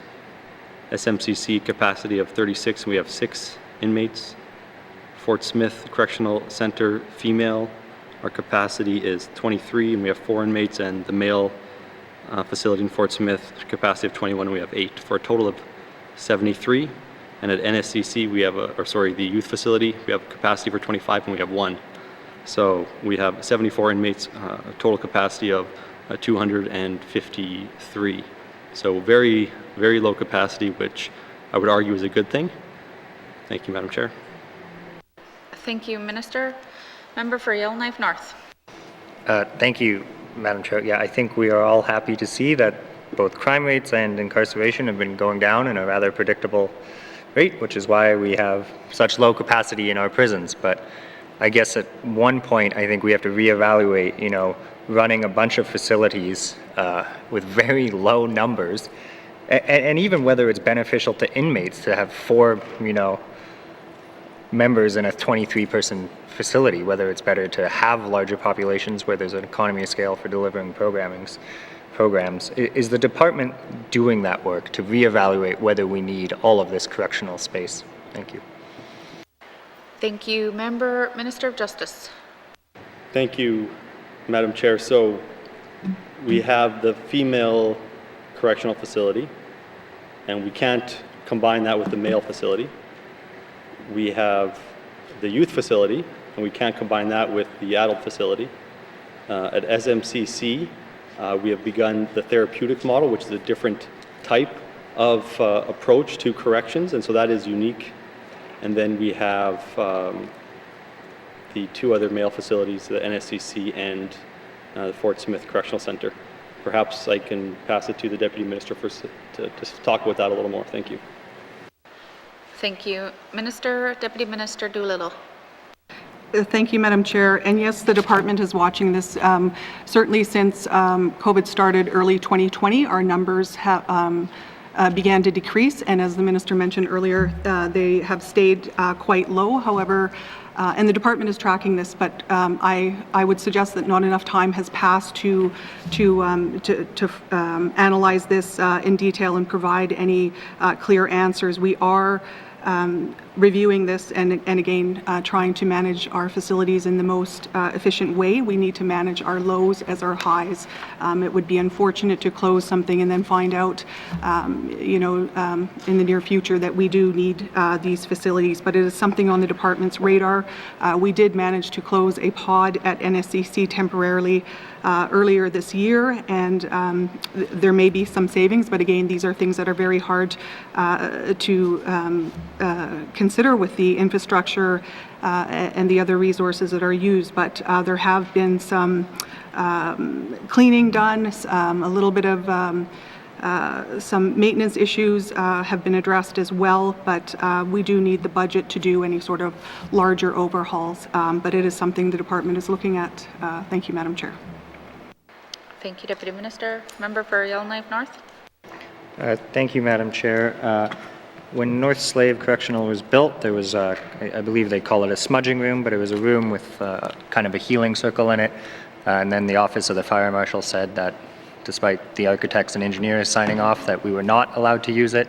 And I believe there was some capital money spent to perhaps get it open again. Can I just have an update on that? Thank you. Thank you. Minister of Justice. Thank you. That work has been done, and I believe the final inspection is on December 3rd. Thank you. Thank you. Member for Cam Lake. Thank you very much, Madam Chair. I am very happy that the member for Yellowknife North started off with the smudge room question, because that takes it off my list. I'm going to start with the 3 transfer van replacements for NSCC. I'm just wondering why there is a need for 3 15-passenger vans when there are 55 inmates at the facility. Thank you. Thank you. Minister of Justice. Thank you, Madam Chair. I will point out that we are replacing a significant amount of the fleet at the Department of Justice in this budget.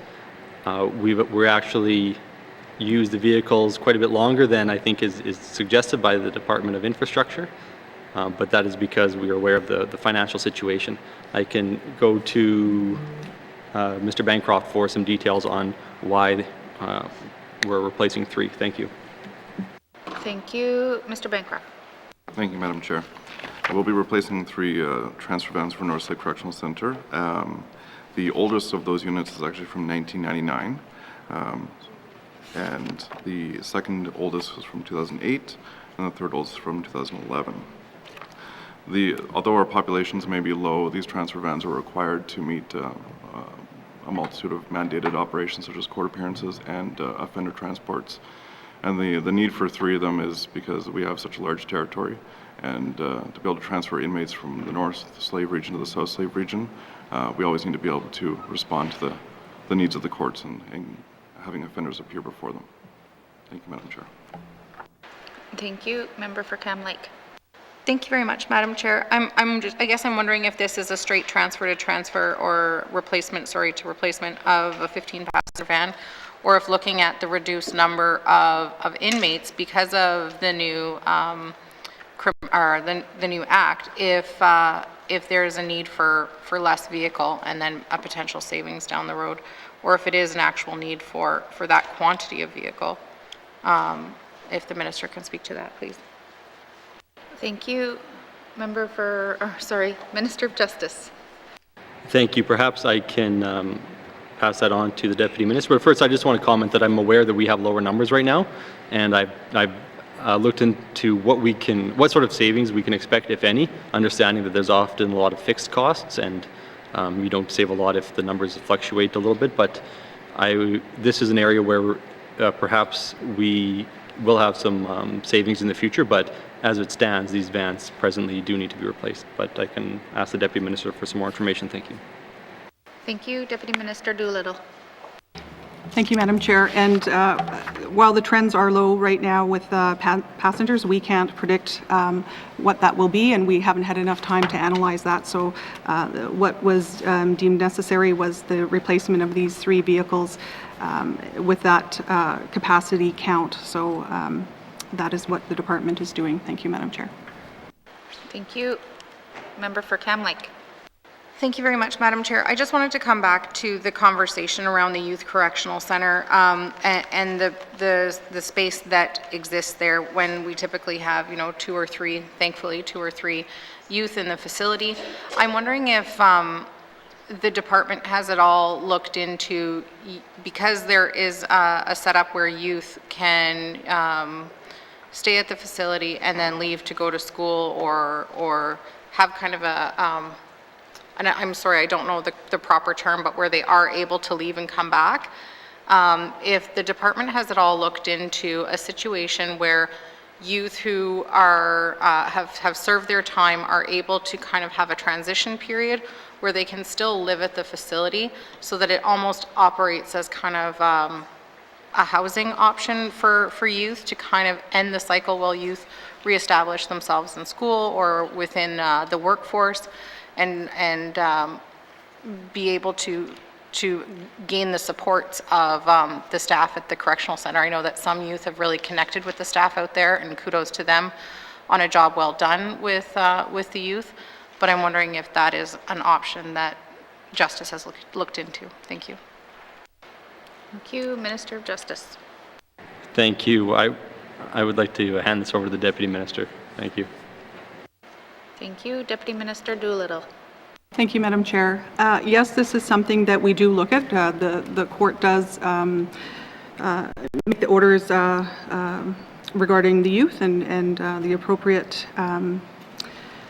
sentence and deterrence. However, we do try to work with our community and the city of in Yellowknife for programming that may be accessible to youth. However, there would, we would have to take a look at see what the risks are and if that is appropriate and suitable, and if it's better served to do that within the facility. Thank you, Madam Chair. Thank you. Are there any further questions or comments to this section? Member for Hay River South. Thank you, Madam Chair. I guess I'm just curious as to the 2 vehicles are one going into Fort Liard and one going into Fort Simpson. So I'm just puzzled as to why those communities are receiving one, or do we have a facility in those communities? Thank you, Madam Chair. Thank you. Minister of Justice. Thank you. We don't have correctional facilities, but we do have probation officers in those communities who travel. Thank you. Thank you, Minister. Member for Hay River South. Thank you, Madam Chair. I guess I just want to go to, facilities. And, looking at what we have in Hay River there, it's turned into a therapeutic, model. And there was a number of renovations that went on over the years, and I don't see anything in here. So I just ask, if those renovations are now completed, or are we expecting some additional ones in the near future? Thank you. Thank you. Minister of Justice. Thank you, Madam Chair. I believe that the renovations are completed. If not, they are substantially completed, and there might be a few little things here and there, but I can get confirmation that they are completed. Yes, they're completed. Thank you. Thank you. Member for Hay River South. Thank you, Madam Chair. I guess we're talking about, the Minister mentioned about bed usage and the difference, between how many beds we have and how many are actually being used. Have we seen a consistent decline over years in bed usage, or does it fluctuate quite a bit? Thank you, Madam Chair. Thank you. Minister of Justice. Thank you, Madam Chair. I will have to pass this one off, but I'll say that the current numbers are reflective to, I think, a great extent of the COVID-19 situation, and the fact that, both corrections and the courts especially made a conscious effort to try and reduce the number of inmates. Whether or not those numbers go back up is yet to be seen, but I think that we have seen the numbers stay low, and we haven't seen any sort of repercussions in the community. So I think it's promising, and hopefully we can keep these numbers down and people don't see a need to keep people incarcerated if it's not necessarily required. But I can ask the Deputy Minister to provide some more information about year-over-year trends. Thank you. Thank you, Minister. Deputy Minister Doolittle. Thank you, Madam Chair. And unfortunately, I do not have that detail with me today. The Minister did talk about how the trends are low, and I would say they're historically low, and this has been since COVID. They haven't been on a straight decline. There have been over the past year and a half a few increases and then down again. But this is something we can certainly take a look at providing if the Minister would like us to do that. And another thing, Minister mentioned, COVID has helped us possibly made the numbers decrease, but I would also suggest that all the social supports, certainly in the city of Yellowknife, have also added to this. I mean, there's no, we haven't had deep analysis into this, but it is something that seems to be suggested from those on the front lines and doing the work, that this is something that is helping keep our numbers down low within the correctional facilities and perhaps the justice system. Thank you, Madam Chair. Thank you. Member for Hay River South. Thank you, Madam Chair. And I guess I am concerned too about the bed usage, because if we've got buildings that are about 1 or 2 inmates in, I'm glad to hear that we don't really have any inmates in them. That's kind of what we're shooting for. But at the same time, there might be better use for those buildings that we could be training and helping people in another way. So in saying that, looking at the decline, looking at the bed usage and that, has the department been looking, or is there any planning to maybe to retire some of those buildings, or again to use them for something else in any of the communities? Thank you, Madam Chair. Thank you, Minister of Justice. Thank you, Madam Chair. There isn't a plan to retire any of the buildings. I do look at these low numbers, and I look that we have some facilities where prisoners could be housed in either one, and perhaps there's opportunities to repurpose some of those facilities. We already have a budget associated with it. We have facilities themselves, but there is nothing in the works. But this is a relatively new phenomenon, these low numbers. I mean, this is, when I took over the portfolio, they weren't this low. And when we got here, they weren't nearly this low. So this huge decline is very, very recent, and it's a little early to start making those decisions. But that being said, I think we have to look into whether or not there are better uses for these facilities and for the money that we are putting into them. Thank you. Thank you. Member for Hay River South. Thank you, Madam Chair. And I understand that you can't have a mixture of youth and seniors, I guess. And in the time that I spent in the correctional centers visiting, like I had lots of friends, like I had friends in there, and I'd go visit because they had good food there. And so I'm just wondering if you've got 1 or 2 people in Fort Smith, say in the facility there. Is there any way to incorporate youth at risk that maybe aren't going to school somehow to use that facility as well to provide some education? Because I suspect that some of that youth probably know the people in there, and it's not like it's it's kind of out of the ordinary. It provides them a place to maybe learn and upgrade and continue with their education. Thank you. Thank you. Minister of Justice. Thank you, Madam Chair. I mean, that's a bit of a mixing of my portfolios, but no, we haven't looked into something like that. And the thing about corrections, it is very rigid. There are a lot of rules around how inmates are dealt with, and I think the member noted that he used to go there to visit his friends, and I think if you're from the north and you go to a correctional facility, you're going to see someone if not someone that you grew up with. And so it's not like these are full of people who are extremely dangerous. A lot of people have made bad choices, a lot of people have addictions issues. But that being said, the mixing of youth and adults is probably not something that would be looked into. But I'm very open to finding better uses for money we have allocated and facilities that already exist. Thank you. Thank you, Minister. Member for Hay River South. That's all. Thank you. Thank you. Any further questions on this, on corrections? Member from Montfouille. Thank you, Madam Chair.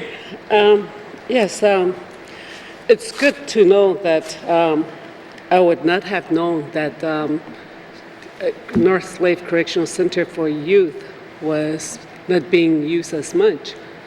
And it's good to know that the number is down.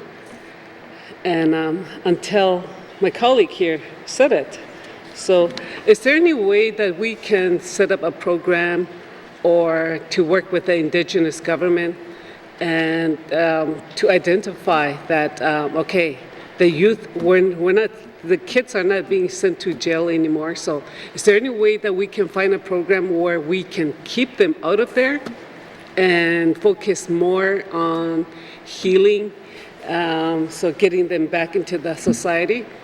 I know that there's a lot of youth that are in crisis that needs help.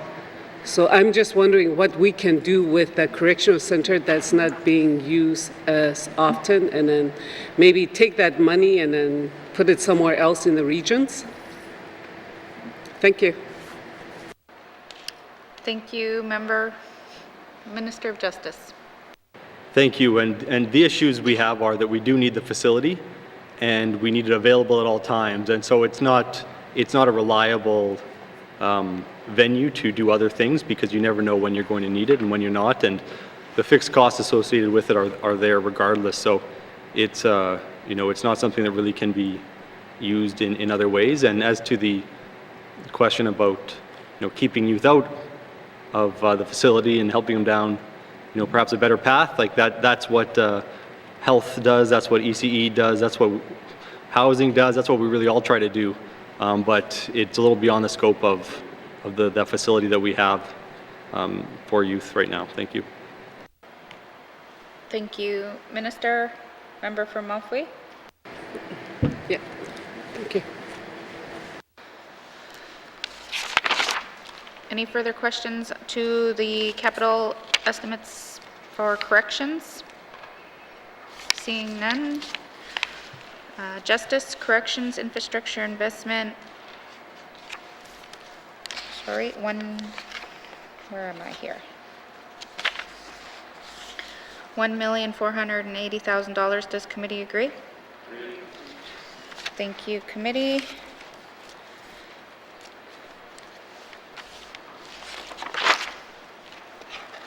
All right, so we're going to move on to page 58.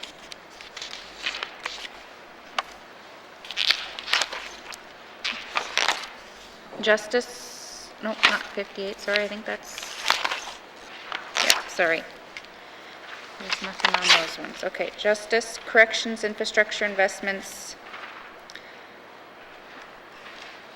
Oh, sorry. Thank you, members. Please turn now back to the departmental summary.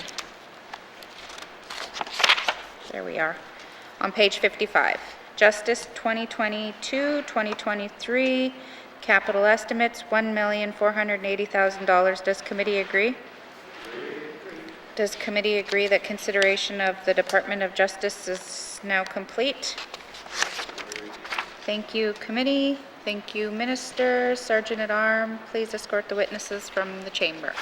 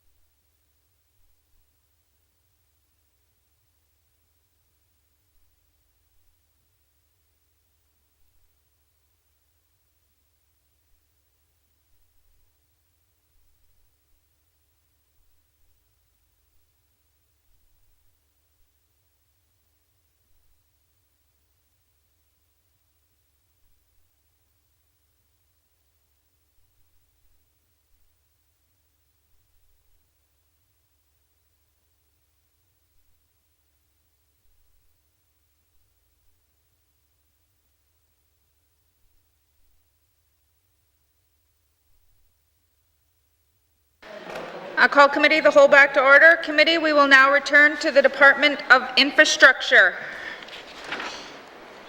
Members, we have previously considered the activity summaries for the Department of Infrastructure. Please return now to the departmental summary found on page 46. Are there any questions, comments from committee? Seeing none, I will now call the departmental summary. Infrastructure 2022-2023 capital estimates $299,381,000. Does committee agree? Agree. Does the committee agree that consideration of the Department of Infrastructure is now complete? Member for Frame Lake. Thanks, Madam Chair. I move that further consideration table document 437-19 brackets 2 capital estimates 2022-2023 be deferred. Thank you, Madam Chair.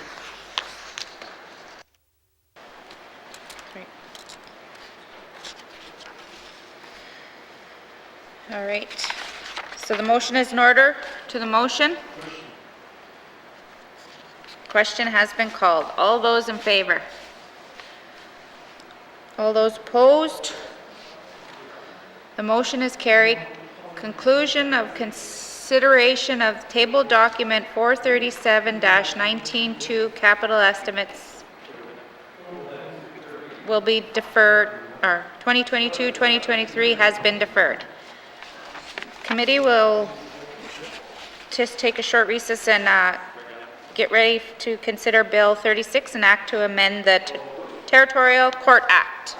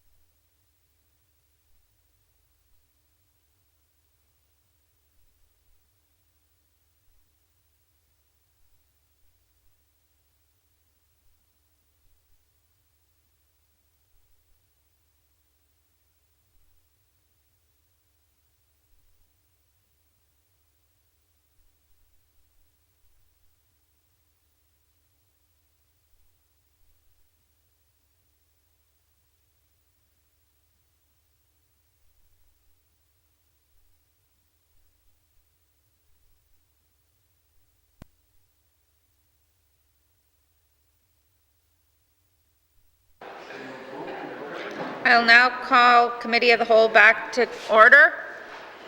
Committee, we've agreed to consider Bill 36, an act to amend the Territorial Court Act. I will ask the Minister of Justice to introduce the bill. Thank you, Madam Chair. I am here today to present Bill 36, an act to amend the Territorial Court Act. Bill 36 proposes an amendment to the Territorial Court Act that will allow for more discretion in the appointment of a judge to the Judicial Appointments Advisory Committee. The function of the Advisory Committee is to make recommendations to the Commissioner and Executive Council respecting the appointment of territorial judges. The Territorial Court Act currently requires that the committee be comprised of the Chief Judge of the Territorial Court and the next most senior territorial judge, 2 members of the Law Society of the Northwest Territories appointed by that body, and 4 persons appointed by the Commissioner and Executive Council who are neither judges nor members or former members of a law society in Canada. This is problematic because it may be impossible for the next most senior territorial judge to sit on the committee in the event of serious illness, disability, conflict of interest, or even planned vacation leave. This could affect the quorum of the committee and frustrate the committee's ability to complete its work in a timely fashion. To address this issue, the proposed amendment will allow the chief judge, in consultation with the other judges, to appoint the additional judge to the committee without requiring the judge to be the next most senior territorial judge. This concludes my opening remarks, and I would be pleased to answer any questions that members may have regarding Bill 36. Thank you. Thank you, Minister. Would you like to bring witnesses into the chamber? Yes, I would. Thank you. Sergeant at Arms, please escort the witness to the chamber.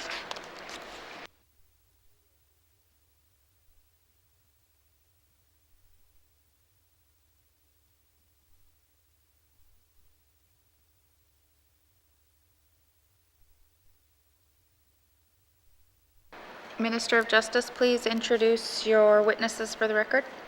Thank you, Madam Chair. On your left, Madam Chair, we have Karen Taylor, Acting Assistant Deputy Minister, Attorney General, and Christina Duffy, Director, Legislation Division. Thank you. Sorry, can you repeat the first? Name, Ms. Karen Taylor, on your left, and on your right, Ms. Christina Duffy. Thank you. All right, so I will now open the floor to general comments on Bill 36. Members have 10 minutes to speak to the bill each if they choose to do so. Questions? Anybody want to speak to the bill? Seeing nope. Seeing no comments, does committee agree to proceed but to a clause-by-clause review of the bill? Committee, we will defer the bill number and title until after consideration of the clauses. Please turn to page 1 of the bill. Clause 1, does committee agree? Clause 2, does committee agree? Committee, to the bill as a whole, does committee agree that Bill 36, an act to amend the Territorial Court Act, is now ready for third reading? Thank you, committee. Bill 36, an act to amend the Territorial Court Act, is now ready for third reading. Does the committee agree that this concludes our consideration of Bill 36, an act to amend the Territorial Court Act?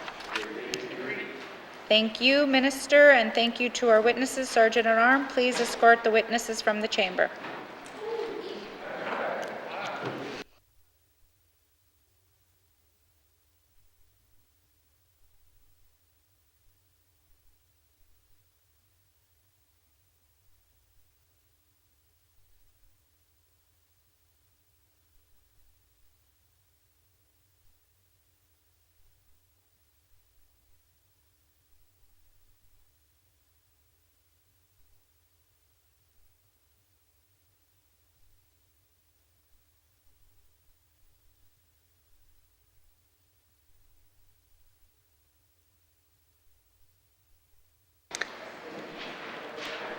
Member for Frame Lake, what are the wishes of the committee?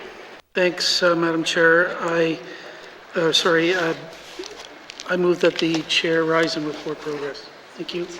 Motion on the floor to report progress. The motion is in order, non-debatable. All those in favor? Opposed? Motion is carried. I will now rise and report progress.